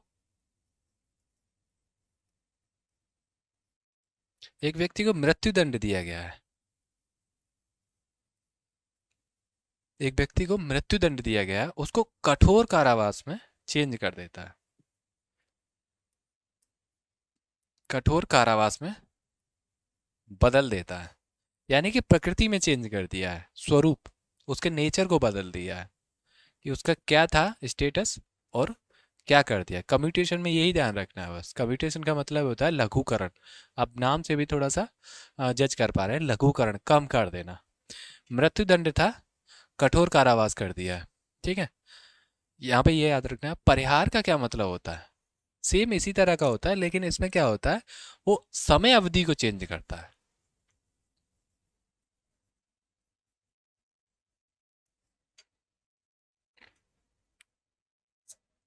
समय अवधि को चेंज करता है। मान लीजिए कठोर कारावास दिया गया है एक व्यक्ति को।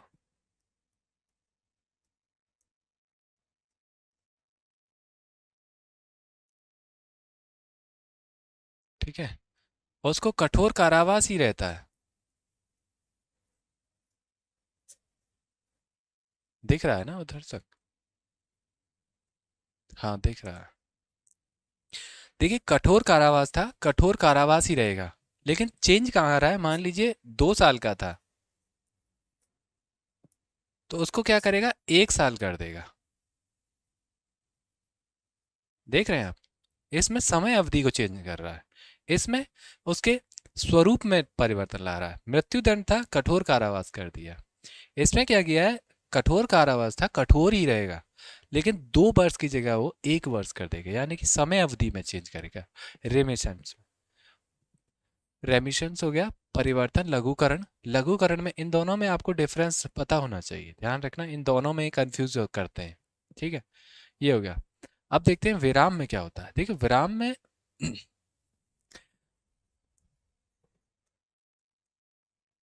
विराम है रिप्रीफ।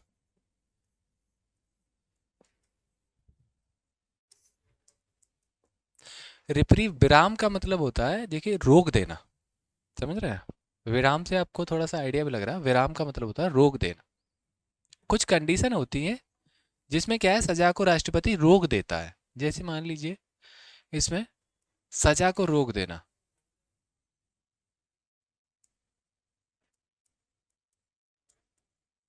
सजा को रोक देता है, सजा को रोक देता है। कैसे? कि मान लीजिए कुछ कंडीशन होती हैं। जैसे एक महिला है,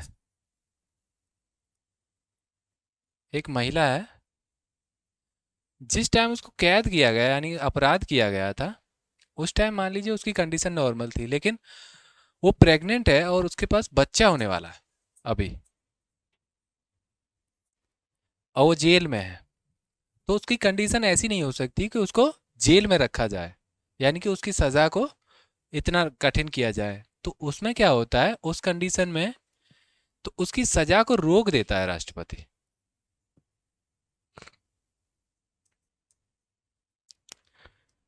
एक होता है वृद्ध, यानी कि मान लीजिए 40 वर्ष की एज में या 50 की एज में एक को बंदी बनाया गया था, और 20 साल का उसका कैद था।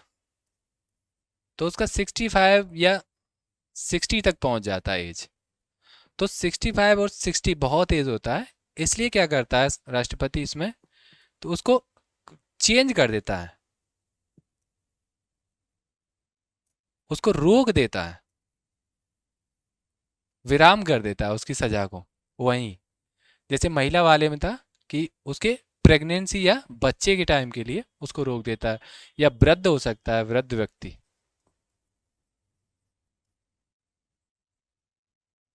तो कुछ कंडीशन होती हैं इसी तरह की जिसमें वो सजा को रोक सकता है। ठीक है। एक होता है, लास्ट वाला और होगा, डेफरमेंट वाला, ये वाला, ये वाला डेफरमेंट, प्रभिलंबन। प्रभिलंबन क्या होता है, मान लीजिए किसी को मृत्युदंड दिया गया है।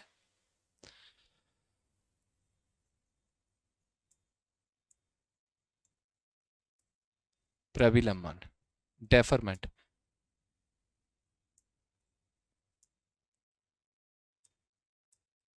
इंग्लिश में याद रखना ज़्यादा बेटर रहेगा, इंग्लिश में ज़्यादा लॉन्ग टाइम तक याद रहेगा।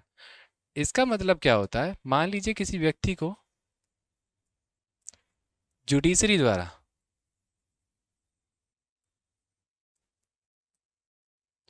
जुडिशरी द्वारा मृत्युदंड दिया गया है। ठीक है। अब मृत्युदंड दिया गया है, तो उसके पास ऑप्शन होते हैं कि वो राष्ट्रपति के पास क्षमा याचिका दायर कर सकता है, यानी कि राष्ट्रपति उसको माफ़ी दे दे, इसके लिए उसके पास ऑप्शन होता है। और ये जस्ट मौत से कुछ टाइम पहले किया जाता है, इसलिए इसको टाइम दे दिया जाता है। यानी कि मान लीजिए उसके डेथ का टाइम रहता है, उससे 2 महीने पहले ये लगाते हैं, 2 महीने 1 मंथ पहले। जैसे निर्भया कांड में हुआ था दिल्ली वाले में, निर्भया कांड में हुआ था, उनके दोषियों को फांसी की सजा दी गई थी। निर्भया कांड में यही हुआ था, 4 लोग थे और उन्होंने एक एक करके लगाई थी क्षमा याचिका, इसलिए उनको टाइम मिलता रहा एक एक करके। तो ये होता क्या है, जैसे कि डेट आ जाती है मृत्यु की, जो पनिशमेंट देनी होती है, तो उसमें क्या करते हैं वो एक एक करके अपना क्षमा याचिका लगाते हैं, और डेट निकलने के मतलब बहुत करीब आ जाती है, इसलिए क्या होता है राष्ट्रपति और उसको प्रविलंबन कर देते हैं, यानी कि उसको जो डेथ की जो डेट होती है उसको रोक देते हैं उस टाइम तक, जो डेट होती है उसको रोक देते हैं। कब तक, जब तक वो क्षमा याचिका कैंसिल या स्वीकार ना की जाती, यानी जो भी इसके क्षमा याचिका का निर्णय होगा तब तक के लिए, तब तक के लिए उसको प्रविलंबन कर दिया जाता है, डेफरमेंट कर दिया जाता है उस पर, तब तक के लिए रोक लगा दी जाती है कि उसको मृत्युदंड ना दिया जाए। इसलिए तो एक बार और मैं बता देता हूँ यहीं पे शॉर्ट में ही। देखिए, क्षमा याचिका क्या होती है, क्षमा याचिका में पूरा होता है, यानी कि व्यक्ति की पहली कंडीशन पे आ जाता है, व्यक्ति जो अपराध नहीं किया था, जो पहली कंडीशन में था, यानी कि माफी या बंदी और शारीरिक दंड 2 तरह का होता है, उन दोनों को माफ कर देता है इसमें, उस पर कोई आरोप नहीं रहते हैं, बाकी जो आरोप लगे होते हैं उन सारे आरोपों से उसको माफी मिल जाती है। लघुकरण में क्या होता है, लघुकरण में जो दंड का स्वरूप होता है, यानी कि मान लीजिए एक व्यक्ति को मृत्यु दंड दिया गया है, तो उसको कठोर कारावास में चेंज कर देता है, कठोर कारावास में चेंज करता है, सजा वही रहती है, ईयर चेंज नहीं होती है। ठीक है। दूसरा, रिमिशन में क्या होता है, रिमिशन में ईयर चेंज हो जाती है, जैसे आप देख रहे हैं, यहाँ पे कठोर कारावास है और यहाँ पे भी कठोर कारावास है। 2 साल से 1 साल कर देता है वो, यानी कि समय अवधि में चेंज कर देता है, समय अवधि को बदल देता है। ठीक है। विराम का मैंने बताया था, कुछ कंडीशन में वो सजा पे रोक लगा देता है, जैसे कि महिला और व्रत वगैरह हो सकते हैं, ऐसी कुछ कंडीशन बनती है उसमें। दूसरा, लास्ट वाला, डेफरमेंट। डेफरमेंट में क्या होता है, क्षमा याचिका के लिए वो कुछ समय दे देते हैं। तो बस उस तरह का एक प्रतिरोध होता है, उस तरह का एक प्रविलंबन होता है। तो मुझे लगता है आई थिंक ये हो गया होगा। तो जो एक और मैं बता देता हूँ यहाँ पे, जो क्षमा याचिका होती है, क्षमा याचिका जो होती है,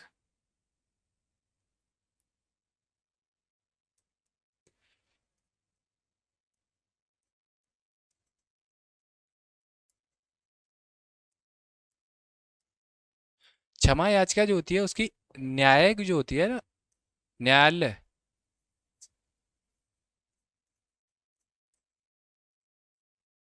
न्यायालय कुछ सिद्धांत बनाता है। यानी कि जो राष्ट्रपति अगर क्षमा दान करेगा तो कुछ रूल्स या नियम होने चाहिए जिसके आधार पे वो करेगा क्षमा। बेसिकली इसको रेगुलेट नहीं करता है, बस ये कुछ सिद्धांत बनाए गए हैं ताकि उसमें सहायता मिल सके। जैसे फर्स्ट वाला क्या होता है कि वो मौखिक रूप से नहीं सुनवाई करेगा,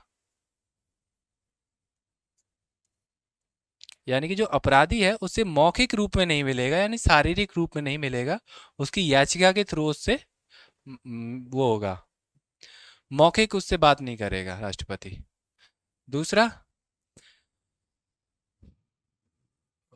राष्ट्रपति मौखिक नहीं मिलेगा।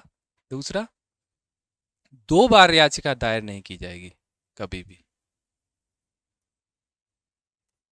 यानी कि एक व्यक्ति ने अगर एक याचिका लगा दी है तो उसको वो 2 बार या यूज नहीं कर सकता है। ठीक है, ध्यान रखना, 2 बार यूज नहीं करेगा, एक ही बार उसको लगा सकता है, और एक ही बार में अगर वो कैंसिल हो जाती है तो ठीक है, अगर स्वीकार हो जाती है तब उसकी याचिका को वो किया जाता है, मौखिक रूप में नहीं मिल सकता है। दूसरा, न्यायिक रिव्यू नहीं हो सकता है उसका, यानी कि न्यायिक समीक्षा नहीं हो सकती है, उसकी न्यायिक समीक्षा नहीं कर सकती है न्यायालय।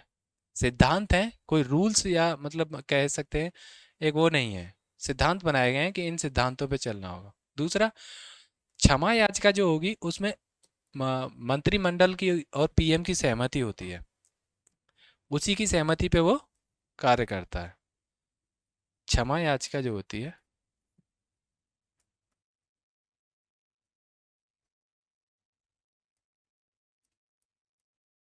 पीएम और मंत्रिपरिषद होती है इस पे।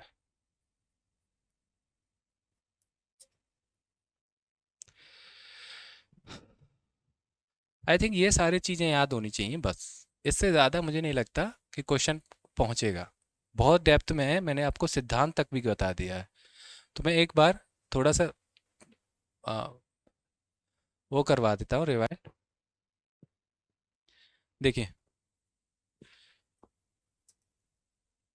प्रेसिडेंट वाला टॉपिक था, 2 क्लास हुई हैं अपनी इसमें, 2 क्लास हुई हैं इसमें। दूसरा सेगमेंट ये वाला है आपका, जो इम्पोर्टेंट है, जहाँ से ज़्यादा क्वेश्चन पूछे गए हैं।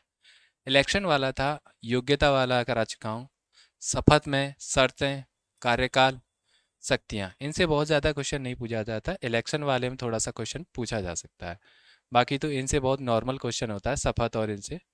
और एक त्यागपत्र वाला थोड़ा सा ध्यान रखना, त्यागपत्र शायद मैंने कराया नहीं है, वो उपराष्ट्रपति को देता है।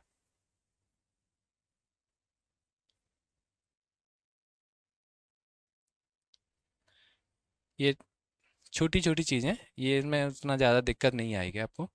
दूसरा, शक्तियों में मैंने अलग से थोड़ा सा कुछ कराया हुआ है, 2 तरह से बांटी हुई थी, महाभियोग, कार्यकारी, विधायी, वित्तीय, न्यायिक, सैन्य और कूटनीतिक। न्यायिक में होता है जुडिशरी वाली, आपकी जो अपॉइंट करता है। सैनिक में मैंने आपको बताया था, तीनों सेनाओं का प्रमुख होता है राष्ट्रपति, तीनों सेनाओं का प्रमुख होता है, और एक और उसमें जोड़ लेना, जब युद्ध वगैरह होता है तो उसकी घोषणा और समाप्ति दोनों राष्ट्रपति करता है। ठीक है। कूटनीतिक वाला मैंने बताया था, अगर किसी देश के साथ कोई समझौता वगैरह हो रहा है, संधि हो रही है, तो उसके नाम से की जाती है, राष्ट्रपति के। वित्तीय वाला मैंने बताया था, वित्तीय में आपको धन विधेयक वाला, वित्त विधेयक, और उसमें बजट वाला सेगमेंट था, ध्यान आ रहा होगा। विधायी वाली में मैंने बताया था संसद के जो सारे काम होते हैं, बुलाना, स्थगित करना, विघटित करना, स्थगित, सॉरी, स्थगित वाला नहीं आएगा, सत्रावसान वाला आएगा। सत्रावसान कराना कराना और विघटन करना, वो वित्तीय में आएंगे, वो विधायी में, सॉरी। कार्यकारी वाले में उसकी नियुक्तियां वगैरह आती हैं। नियुक्तियों में मैंने आपको सिर्फ एक दो एक्सेप्शन बताया था, जो एक्सेप्शन ही आपको याद रखने हैं कि कौन कौन सी नियुक्ति कार्यकारी नहीं होती है, बाकी सारी नियुक्तियां कार्यकारी में आ जाती हैं उसकी। महाभियोग वाला मैं बता चुका हूँ, महाभियोग कंडीशन और पूरा। दूसरा आपातकालीन वाला रह गया है इसमें थोड़ा।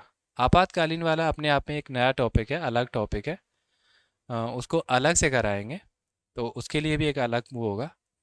अध्यादेश वाला मैं करा चुका हूँ अभी, क्षमादान वाला। अब देखिए यहाँ पे वीटो वाला कराती है।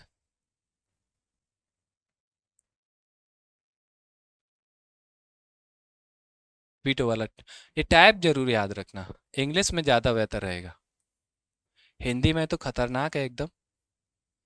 4 तरह के वीटो होते हैं, अपने राष्ट्रपति के पास 3 तरह का वीटो होता है। इसमें से क्वालिफाइड वीटो नहीं होता है, क्वालिफाइड वीटो नहीं होता है, पॉकेट वीटो, सस्पेंसिव और एब्सोल्यूट वाला। और जो पुनः विचार वाला मैंने बताया था आपको, ये वाला ध्यान रखना है आपको, पुनः विचार ये वाला होता है, ठीक है। ये वाला साधारण बहुमत से होता है, और ये वाला उच्च बहुमत से, ठीक है।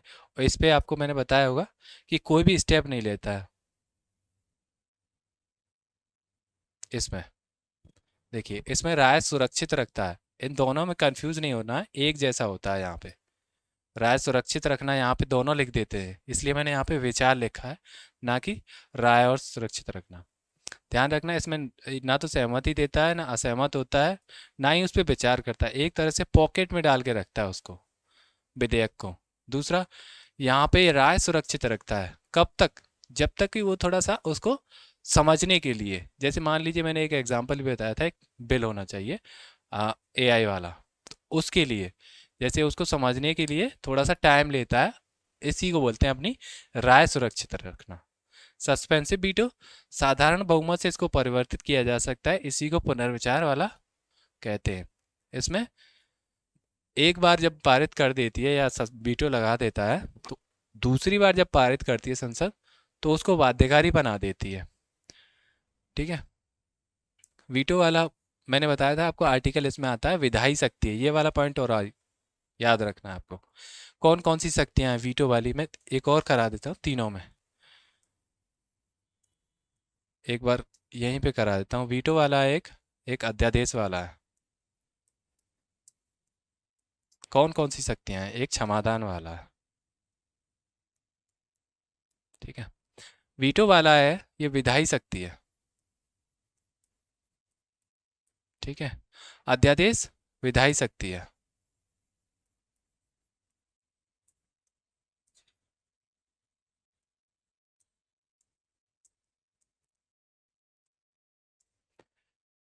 ये वर्ड पूछा जाता है, स्टेटमेंट में आएगा। क्षमादान वाला कार्यकारी है।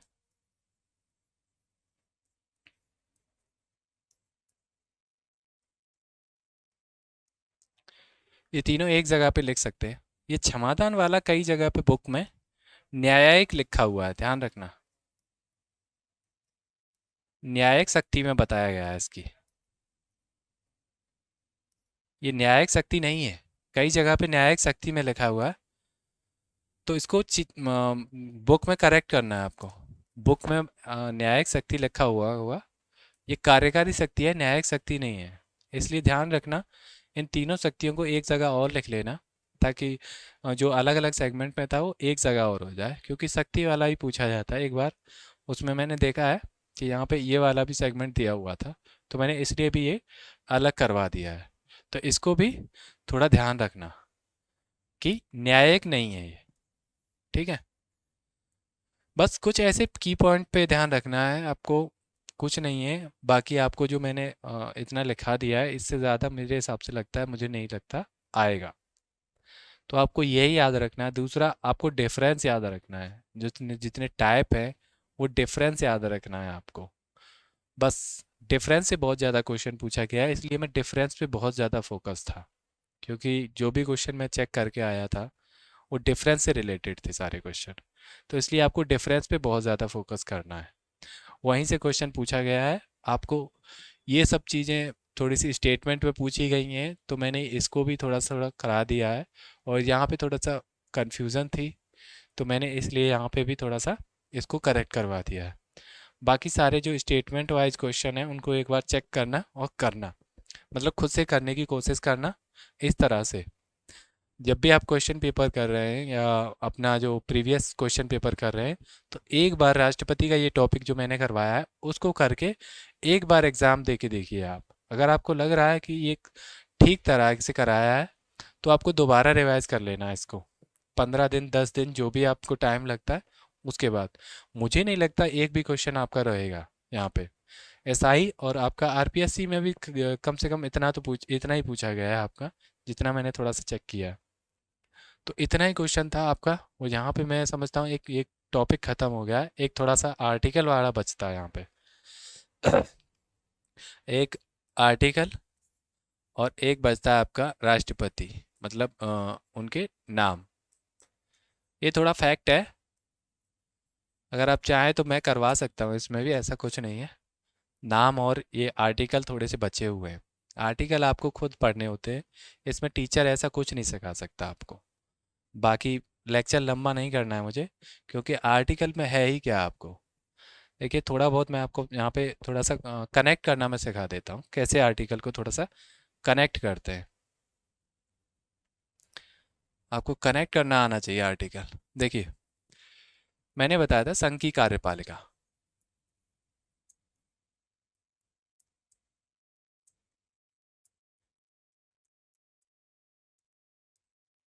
थोड़ा थोड़ा मैं बता देता हूँ आर्टिकल के बारे में। आर्टिकल और राष्ट्रपति के नाम में 52 से 78 तक बताया था मैंने। इसमें राष्ट्रपति सॉरी, राष्ट्रपति की जो आर्टिकल है वो 52 से 62 तक है, ठीक है। और इसमें 4 पद आते हैं, आप यहीं पे क्लियर कर लोगे। वो राष्ट्रपति, उपराष्ट्रपति, पीएम, मंत्रिपरिषद और महान्यायवादी।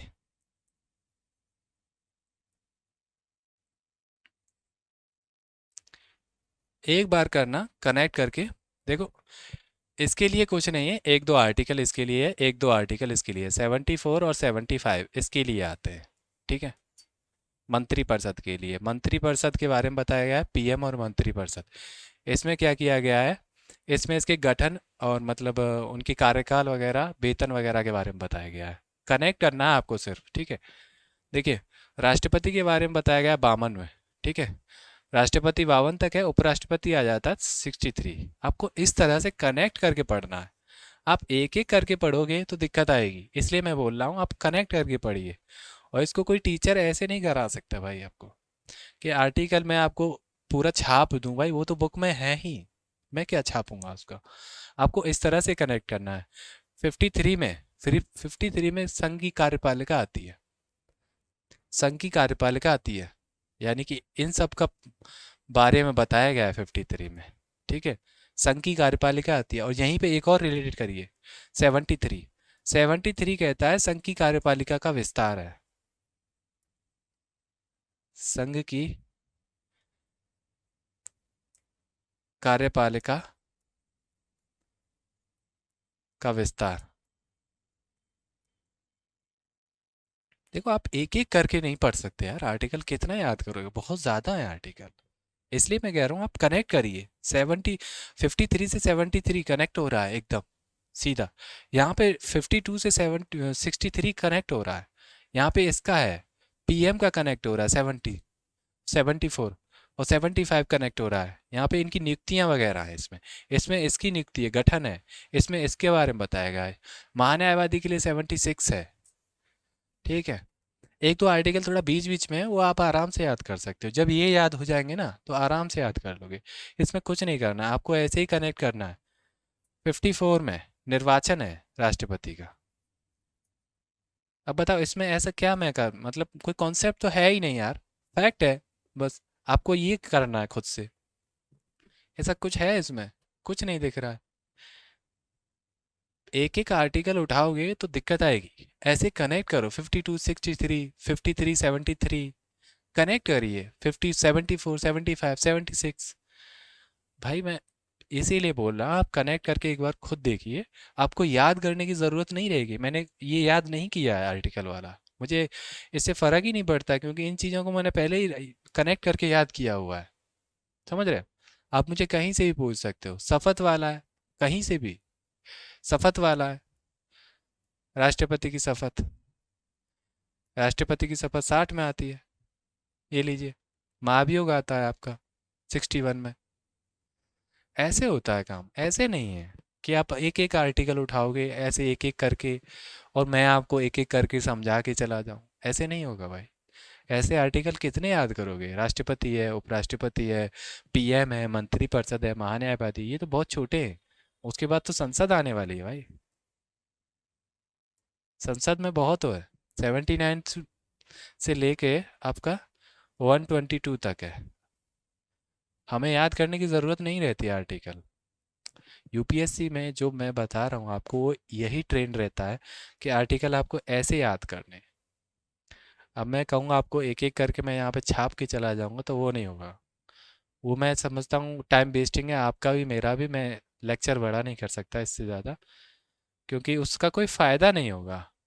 मेरे से पहले कितने टीचरों ने वो चीज़ करा दी होगी, लेकिन मैं आपको ये बता रहा हूँ कि आप कनेक्ट करिए और खुद से करिए एक चीज़। अगर आप खुद से करोगे, क्योंकि मैंने खुद से किया है, और ये मुझे याद करने की ज़रूरत नहीं रहती। आप 2 या 3 बार अगर कनेक्ट करके 3 बार अगर कंप्लीट कर लिए ना, तो मैं दावे के साथ कह सकता हूँ आपको याद करने की ज़रूरत नहीं है।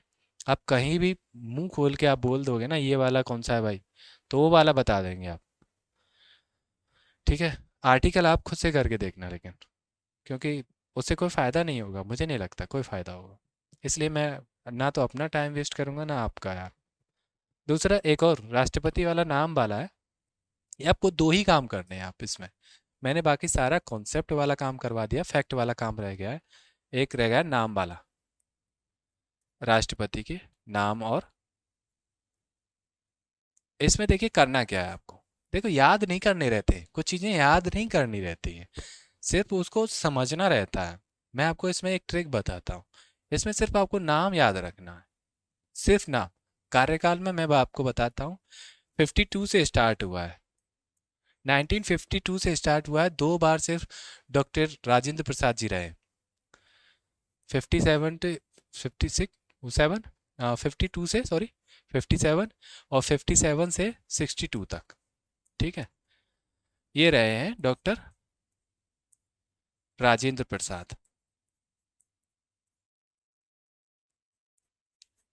ठीक है। अब देखिए, सब में आपको 5 5 जोड़ना है, सिर्फ 2 जगह हटा के। ठीक है। यहाँ पे 5 जोड़ दीजिएगा, 67 राधा कृष्णन हो जाएंगे आपके। ठीक है। ऐसे आपको थोड़ा थोड़ा शॉर्ट करके नाम लिख लो, राधा, राधा कृष्णन। ठीक है। अब देखो यहाँ पे 2 गैप हैं, 2 मुस्लिम राष्ट्रपति हैं। 67 से 69, ये 2 साल रहे हैं, इसमें 2 साल का गैप है, ये चीज़ याद रखना। ठीक है। जाकिर हुसैन।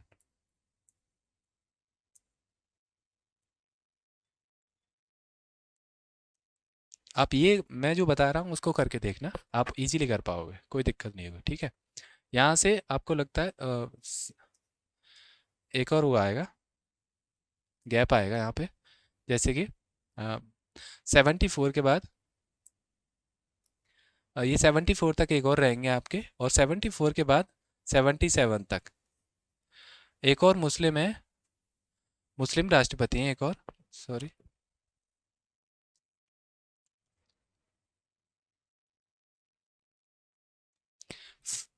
एक और मुस्लिम राष्ट्रपति जो 3 साल के रहे हैं, फखरुद्दीन अली अहमद।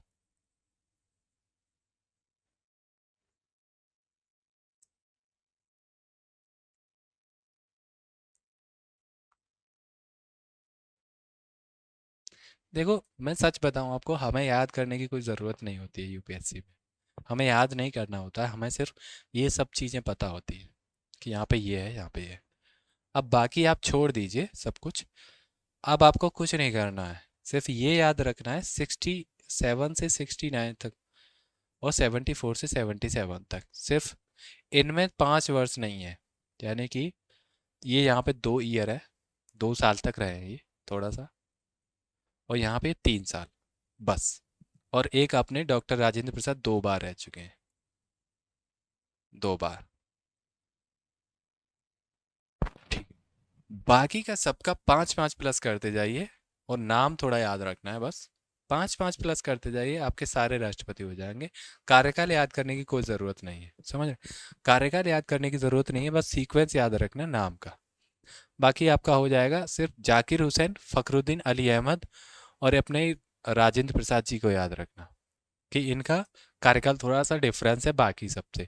बाकी सब में 5-5 साल का है। राधा कृष्णन से लेकर यहाँ तक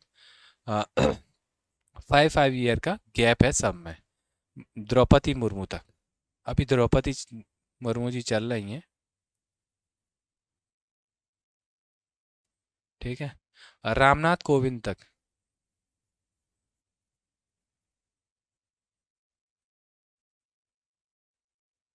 इन तक 5-5 का गैप है, बस। बात खत्म। देखिए कुछ नहीं करना है, नाम में आपको नाम ना तो रटना है ज़्यादा, क्योंकि कार्यकाल पे मैंने आपको बता दिया, सिर्फ यहाँ पे डिफरेंस है और एक यहाँ पे डिफरेंस है। बाकी ये 2 साल है। बाकी आपको सब नाम याद रखना है बस, सिर्फ कार्यकाल आपको याद नहीं रखना है। पूरा कॉन्सेप्ट हो जाएगा इसमें, आपको पूरा कार्यकाल याद नहीं रखना है, ठीक है। मुझे लगता है आपको सिर्फ 2 ही काम करने हैं इसमें, आर्टिकल और एक नाम वाला, नाम याद रखना है। तो मुझे लगता है आई थिंक कंप्लीट हो गया है आपका। और इसको करना, और इसके बाद क्वेश्चन कर लगाना अपना, जो भी प्रीवियस एरिया है और या जो भी टेस्ट है, इसके बाद क्वेश्चन लगाना आप। मुझे लगता है सारे क्वेश्चन हो जाएंगे आपको, आपको किसी में भी दिक्कत नहीं आएगी। अगर आज जो मैंने पढ़ा है उसमें कोई दिक्कत है तो आप कमेंट करके पूछ लेना। और दोस्तों शेयर करना है अपने चैनल को, एंड सब्सक्राइब कर लेना। और आगे भी ऐसी ही वीडियो आने वाली हैं, तो उसके लिए बेल आइकन पे थोड़ा सा प्रेस कर लेना, ताकि आपको वीडियो मिल सके। ओके, ठीक है, तो फिर हम मिलते हैं नेक्स्ट वीडियो में। ठीक है, बाय।